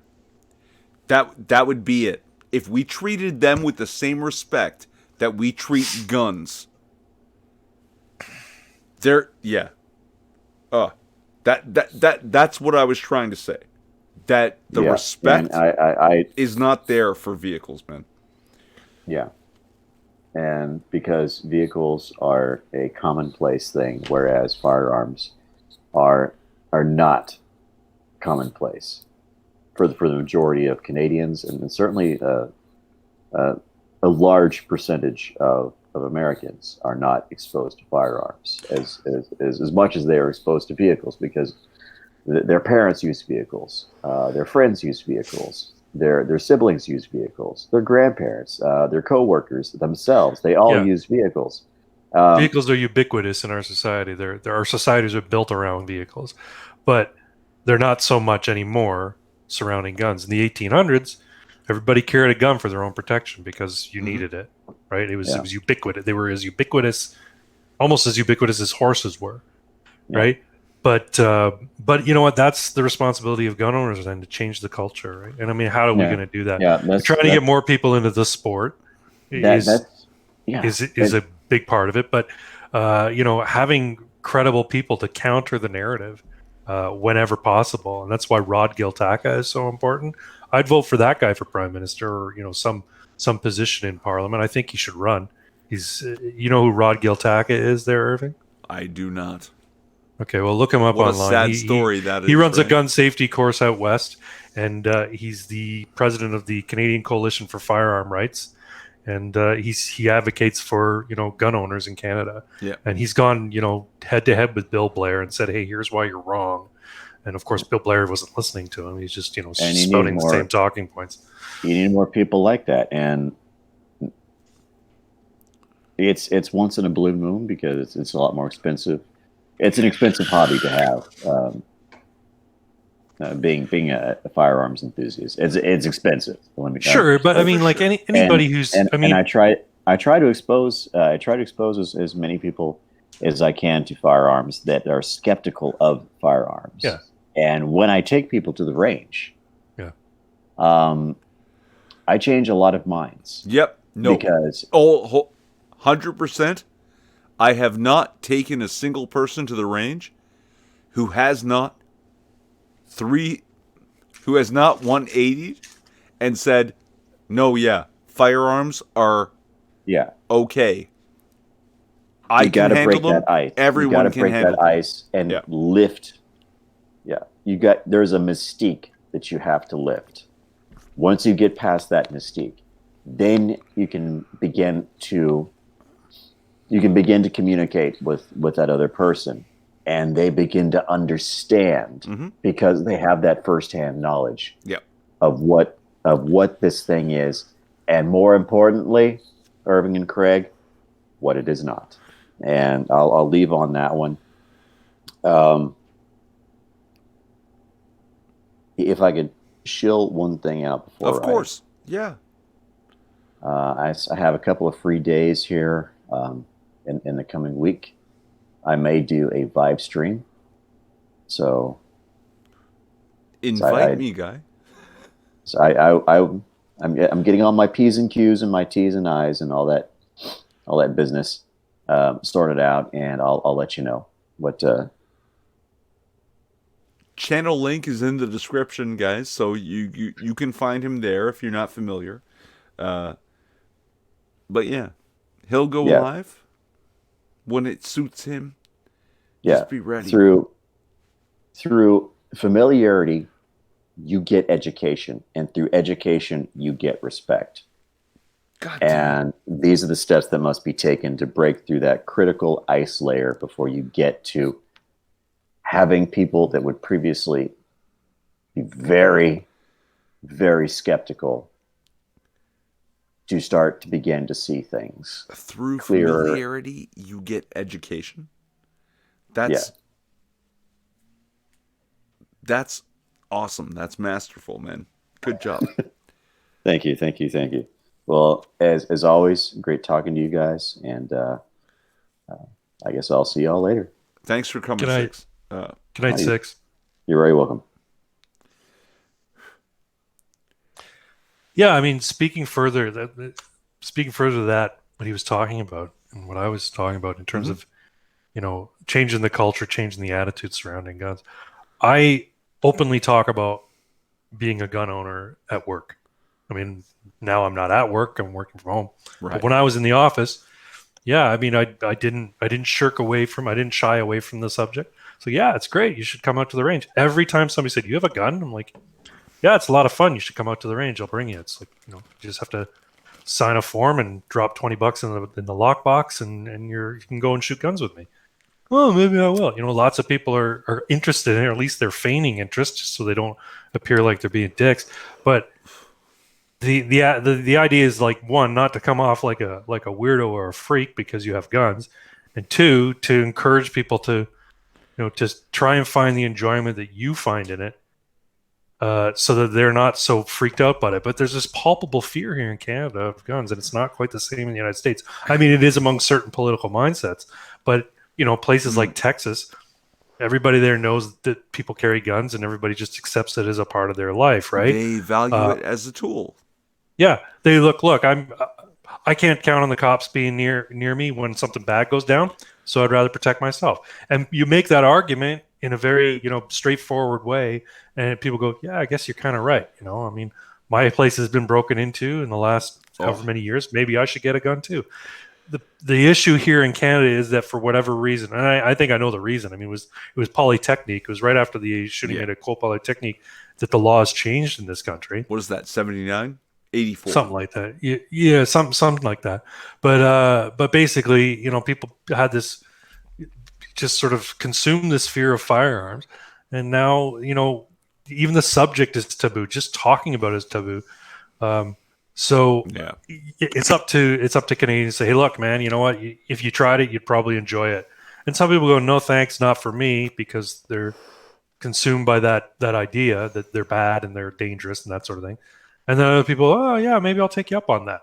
So I think as gun owners, we need to do that. But unfortunately, we've let the liberals control the narrative and set the agenda. And that's why I'm so upset with the CPC and the PPC, because again, they're not doing what they're supposed to be doing.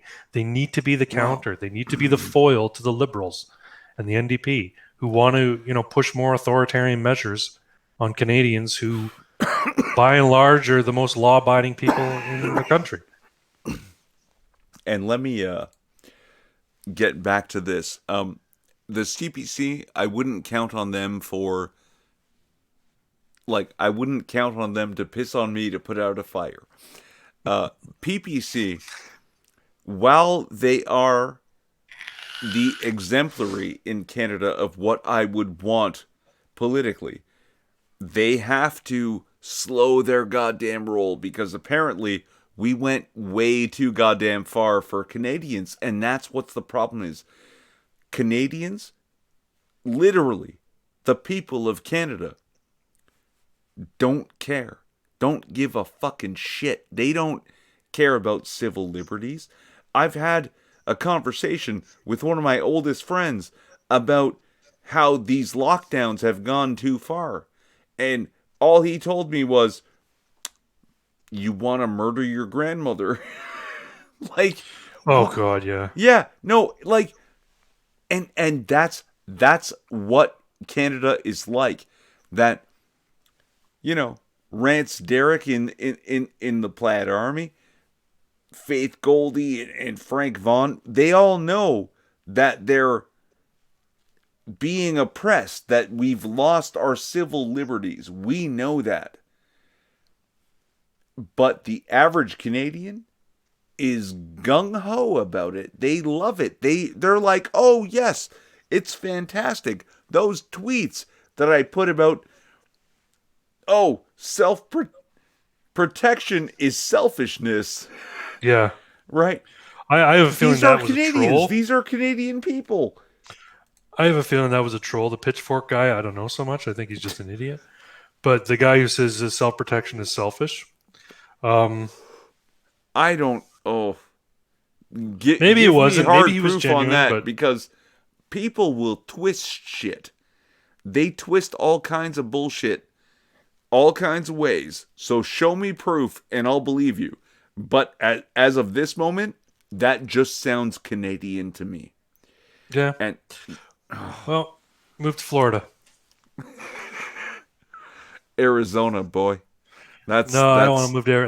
You know what? I like the theme parks. I'm moving to Orlando. I like the heat and the open carry, and that's where I'd love to move. Now, here's my question, Craig. Yeah. At what point can we walk across the border and claim asylum? I know, right? I'm a gun owner. I'm being persecuted being by my oppressed. government. Yeah. Being oppressed. I want asylum. Yeah, I'm a refugee. Let me in. No, I have a wife. She doesn't want to move to Florida just yet. So maybe when we're don't closer to Florida. retirement, Go to we'll move there. Arizona. Go to New Mexico. I don't want to go to Arizona. Go to Texas. I don't want to. I mean, you know what? Arizona's beautiful, man. I know. But Razor Fist lives there, so you know. I mean, Yep.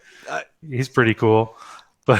But no, I want to go where the theme parks are. I'm a big nerd for like Star Wars lightsabers and stuff, so I want to go to Disney World.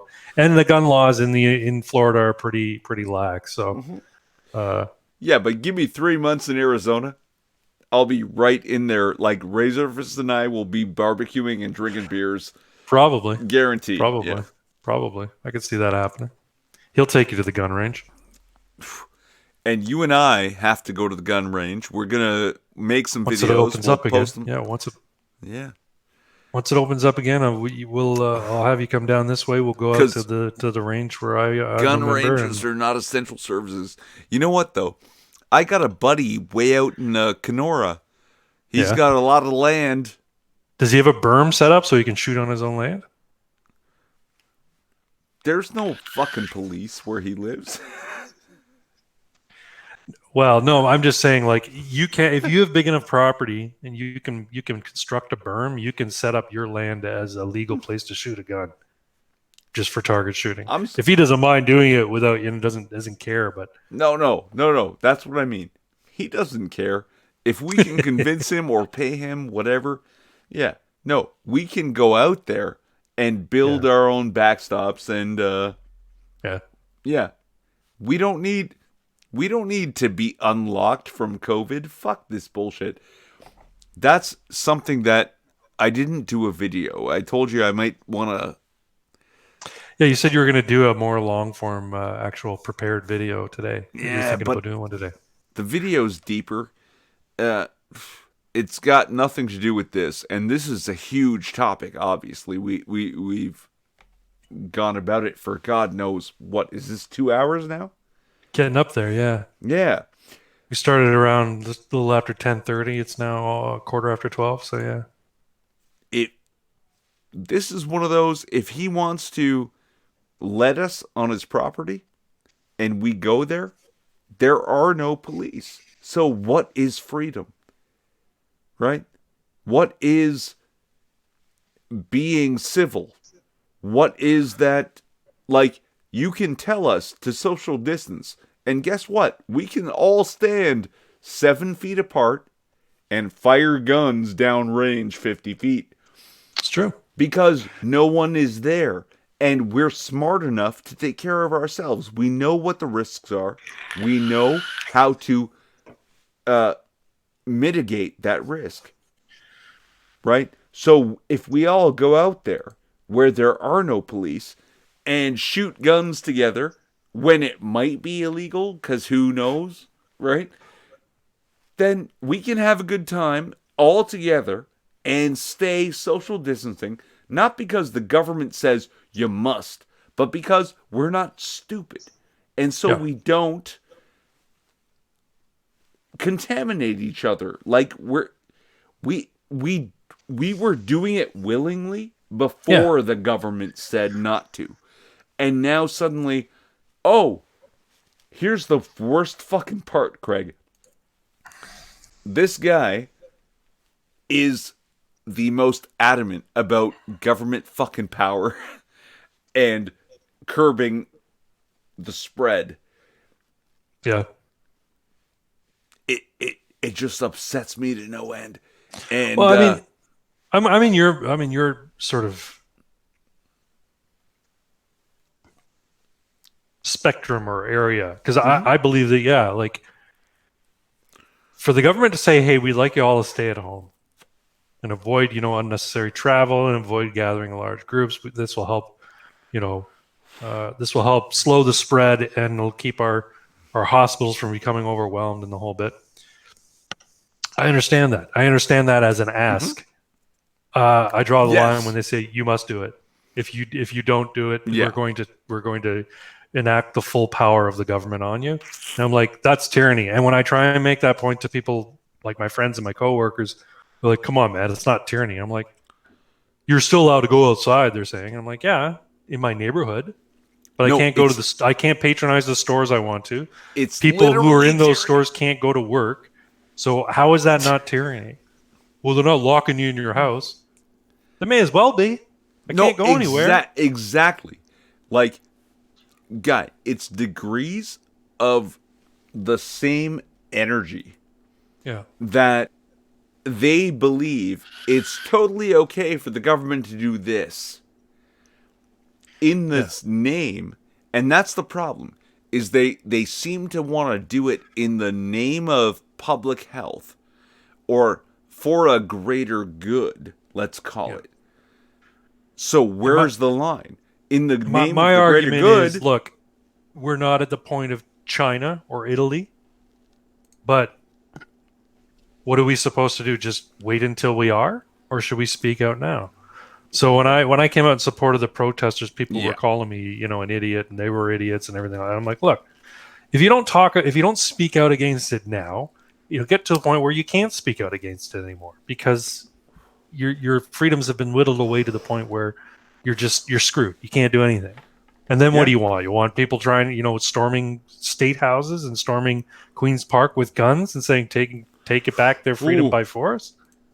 Well, see, they called the Queen's Park protesters yahoos, but and hey, that's fine. You can do that. You can criticize those protesters. Right. But they were very careful to not fine or arrest anyone protesting the government on Queen's Park, because that's our official protest place for the government, right? Because if you did that, it suddenly becomes protesting your government decree is illegal. And that spoils the bunch, right? So they had to allow it. And well, it's like in Michigan when basically the legislature, I was watching this on a Tim Pool video today, the legislature came out and said, we're not going to extend the lockdown. But the governor of Michigan said, well, I'm going to do it anyway.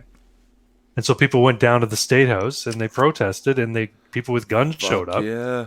And the cops were like, look, they've got a right. This is the people's house.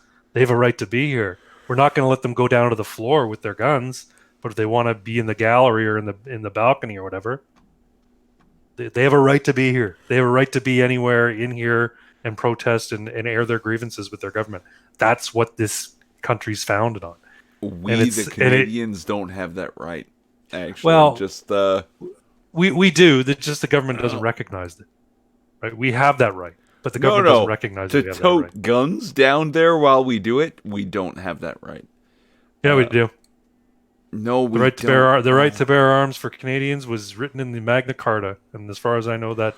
You went real deep. I love that. Article 61, motherfucker. Yes. Yeah. Actually, it's funny because somebody in the chat was saying, and I asked him, and I didn't follow up. Where did I asked him a moment ago. I said, Who? Because our chat it is was awesome. Quick Dub. Quick Dub said the British North American Act gives us the right to keep and bear arms. And I said, Quick Dub, please explain. And he said, Catholics had all the guns, and Protestants were given the express right to also keep and bear arms. Our government is de facto. The British North America Act is the only document that is legit. After that, they never followed through. Interesting, Quick Dub, says Linda Kamish. Look into the myth is Canada and read the B&A for yourself. Oh, I think I've seen that video. I think I saw an interview with somebody. Hold on, because Quick Dub and Linda Kamish, love you guys. Glad to see you back. I haven't seen them in a while, but the myth is Canada. That video is fucking weird. Like it's fucking crazy. Basically, under what is British law that now transfers to Canada, Canada is seen as a fucking boat. Like it's a ship. And so as a ship, we have certain rights based on being a vessel that is under the jurisdiction of the Queen of England. Yeah. And it's really fucking weird. And yeah, it was I saw this interview. It was a very interesting interview. I'm like, I wonder if that would ever gain traction if somebody were to say, hey, look, you know what? The fact of the matter is, our government that's in power right now is not legitimate. And, really push that. It's not a legitimate government. We don't have a legitimate form of government right now. And it's Quick Up saying it's complicated. It is complicated, but it may be worth bearing out, right? Sure. And it's not that I don't believe it. It's that any legal means to undo the garbage that is this fucking ridiculous, because this whole thing is ridiculous. This is fucking crazy that we're a boat and we have to, what's the word? Submit to boat rules. Like, no. Hold on. We're a country, and we have to unshackle ourselves from the English monarchy and the concept of Commonwealth. That's actually our best bet, and we have to rewrite an entire new constitution for our country. Because I don't accept this bullshit that technically we're a vessel, we're a boat. Yeah. Really? No, that's not. I'm not doing that. Are you doing that? We were a colony, right? We were a colony of Great. Sure. And I guess by what I've heard and my understanding, the change into becoming an independent nation was never actually fully realized. I thought we were part of the Commonwealth, so I'm still not sure. I still don't understand the full. It was this weird ass deep little, all the noodles involved. You know what I mean? No, it was. I'm interested in starting a coup against our current rulers. So if anybody can give me some. Everybody can give me some pointers on how to do that. Linda Kamish says we need a proper constitution. Yeah. All right. Yes. I'll bang one out this weekend, and then we'll meet in Ottawa and bring your guns. She's not wrong. But we haven't had one. That's the problem. Is that the Constitution we have, our Bill of Rights, has all of these vestigial appendages that are attributed to British rule, that gives basically the Brits, the Queen, power to disrupt our rights. That Section 2 of our Constitution is the rights that are granted by our government, and Section 1 is the right of the government to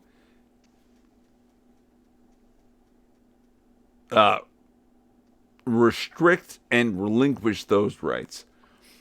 Where in the U.S., they fought tooth and nail, literally. They fought against the government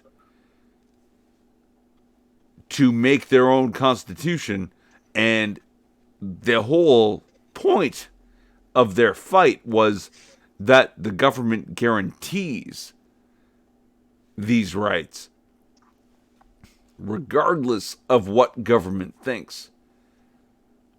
And, Okay, so my question is, yeah. what color uniform should we have? Because, I mean, no military coup is complete unless we look the part. So I'm wondering what color uniforms we should have. You know what?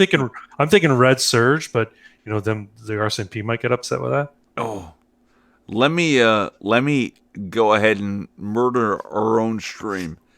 So my buddy, good friend of mine, he is anti what we've been discussing. He's very against it. He's like, oh, health considerations.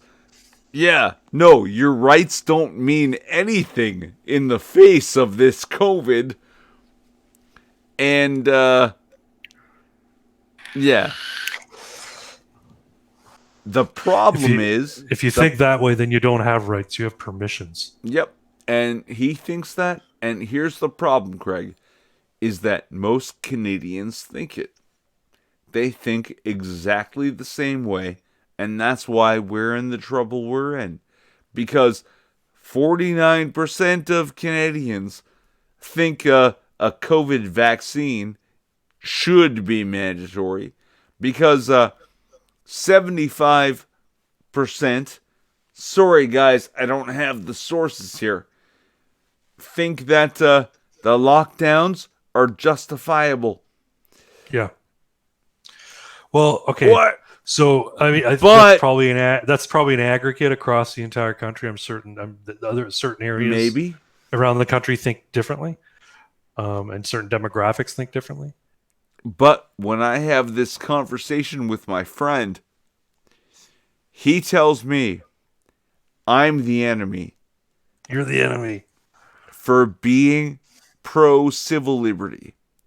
He says Well, that then- my civil liberties put him and his family at risk, and that's why he is against me.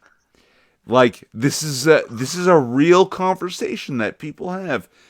So are you guys still friends after all that? It's my best and oldest friend. I will not abandon him.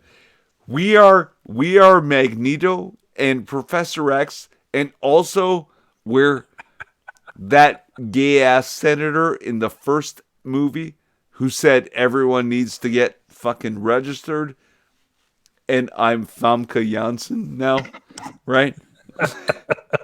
Yeah. So he's Iron Man and you're Captain America.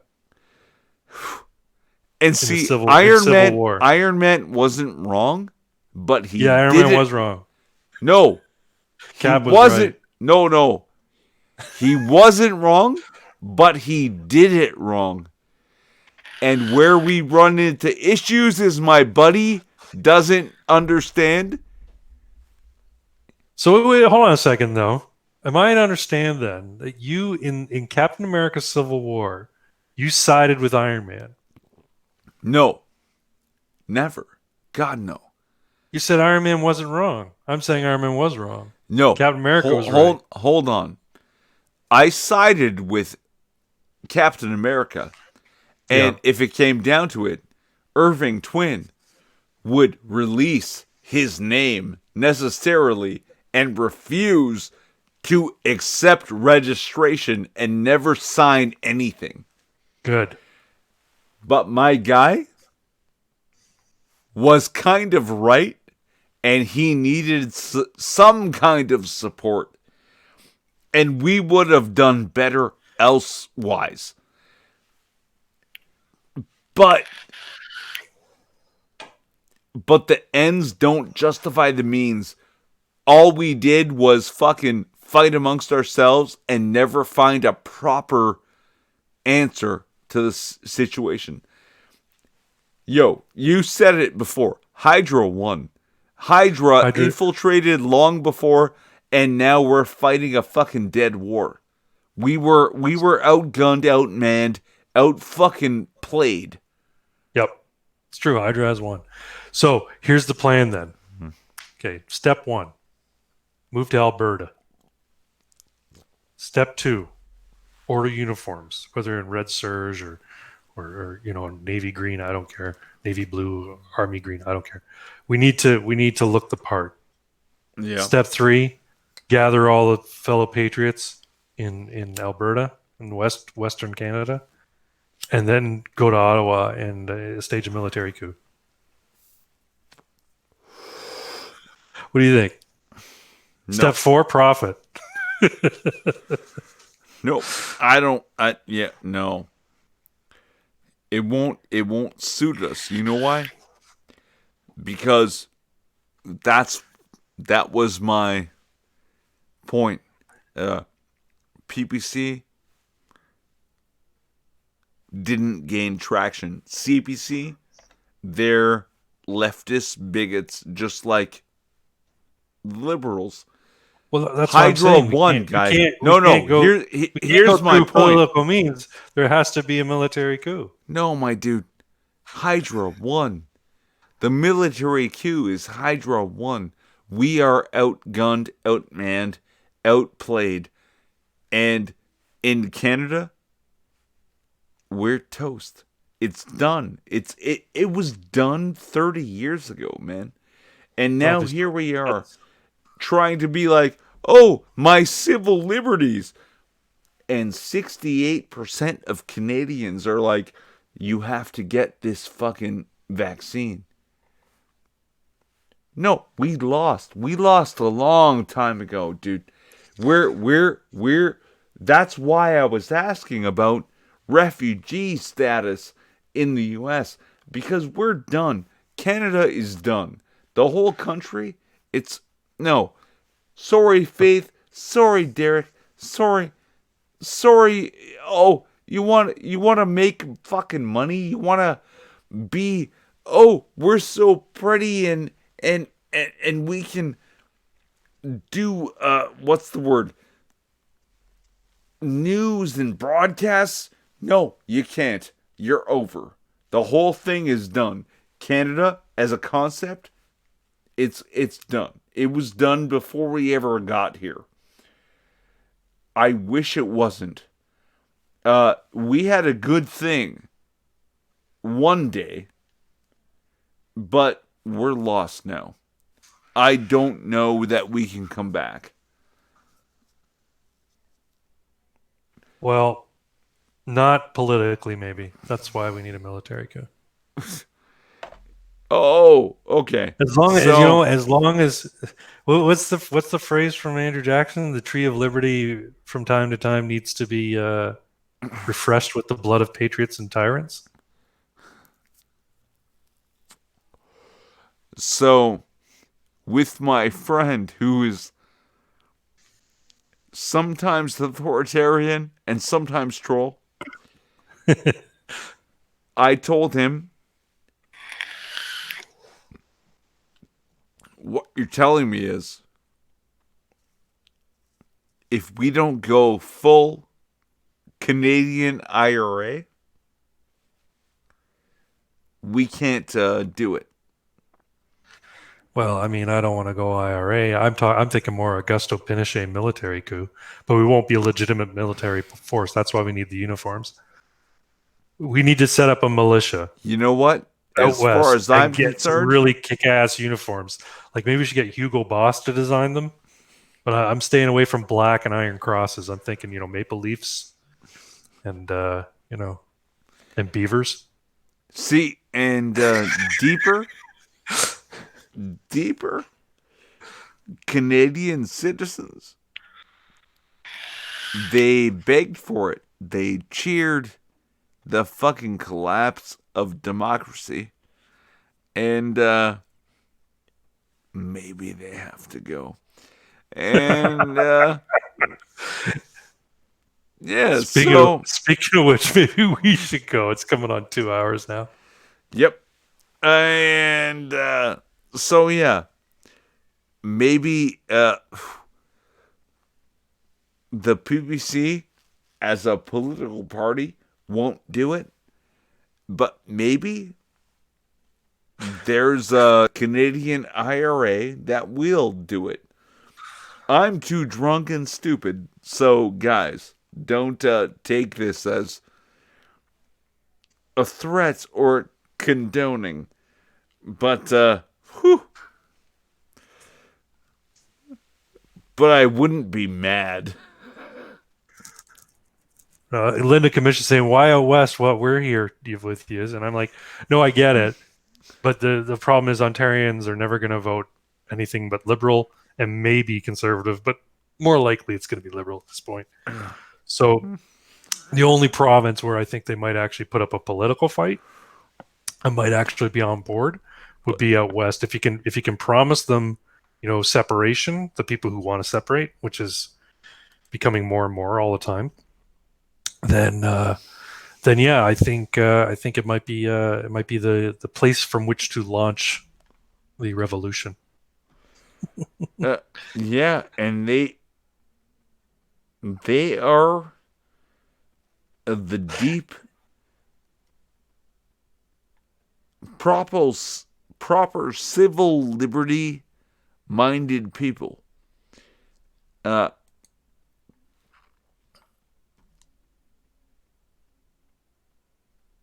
And they want us all to be free. Yes, they do. Well, I mean, primarily they want them to be free from Ottawa's tyranny. But they want you to be free from Ottawa's tyranny. Yeah, that's why I'm saying that's the place to launch the revolution from. Come the revolution, though, there'll be no more strawberries and cream. Because I am not the IRA, and as much as I am antagonistic to the government, no, fuck that guy. Like, if I had the power to just delete that guy, yeah, Maybe, like hitting the button on the box. Let's end the stream. Let's do it. Yeah. No, I would delete that motherfucker. So, thanks, guys, for being. No, but I didn't do it. Oh, because PPC can't support that kind of rhetoric, and they can't support any violence, and they can't even support gun owners. Like, they're political. They have been. They always were, and they didn't do a good politics job. So even drunken fucking gun-toting motherfuckers who voted for them did not get them traction. They didn't get shit, and the problem is Canada. The problem is Canadians. We, as a people, all right, you and I, Craig, we can support that shit. It's not real. It's not regular. Like, we can be like, oh, it's a populist movement. No. It doesn't exist. It's wishful thinking.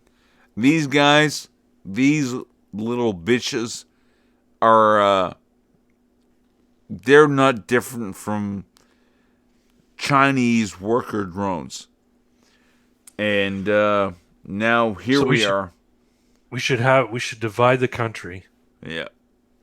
into Canada and Cuckada.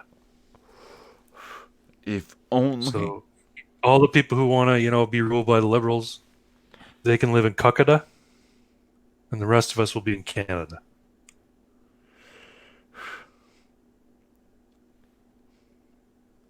I'm calling it.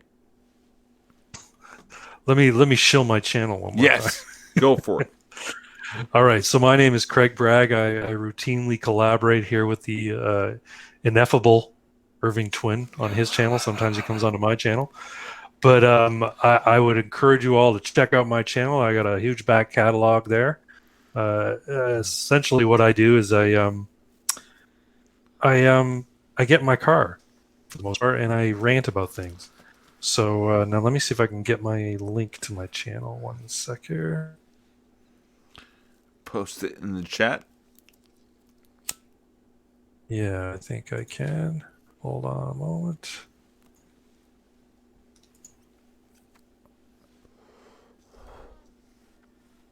I don't know if this is the actual proper link, but yeah, try that. Maybe that's the link. I had to delete some things out of it because I'm looking at my channel as a subscriber, and so I had to change the URL a little bit. But hopefully that reaches to my channel, and hopefully you guys check it out and enjoy it. Thanks everyone for listening to us rant and goof around and talk about things that are important to us. And I hope to see you on my channel. Follow me on Twitter too, at Bragg CD. I'm the happy little rabbit on Twitter. Irving, wake up. I'm awake. Don't. And guys, thanks for coming on. Thank you for supporting. Despite the fact that I am some sloppy ass motherfucker. Because I have good souls like this man. And also the next 6 minutes. Links to both of them in the description. And yeah, no, go ahead. Follow everyone because all of our combined efforts are at civil liberties. At the base, they really are. That we want the you and the me to be free. I don't care about your IQ and your ability. I just want you to do what you hope is good for you. That's what libertarianism is. That yeah. We can burn ourselves out. But all I want is for you to do what's good for you. So, thank you guys for coming. Thank you, Craig, for... Actually, hold on. Let me make this clear. Thank you, Craig, for handing me the ammunition. Sorry I did it in an injustice by getting this fucking wrecked. No, not at all. Not at all. No, because you this is your stream, and yeah, we should have cut it earlier so I didn't do this. But yeah, no, the ammunition. This is Craig Bragg, and yeah, I'll have to follow him, and we'll do it. We'll do it on his stream later. Thanks for coming, guys. I'm gonna call it. Follow Craig Bragg. Link in the description. the next 6 minutes. Link in the description. And I am too drunk to go forth. Thanks for being here, guys. Good night. I'll see you in the next one. Hail Sigmar.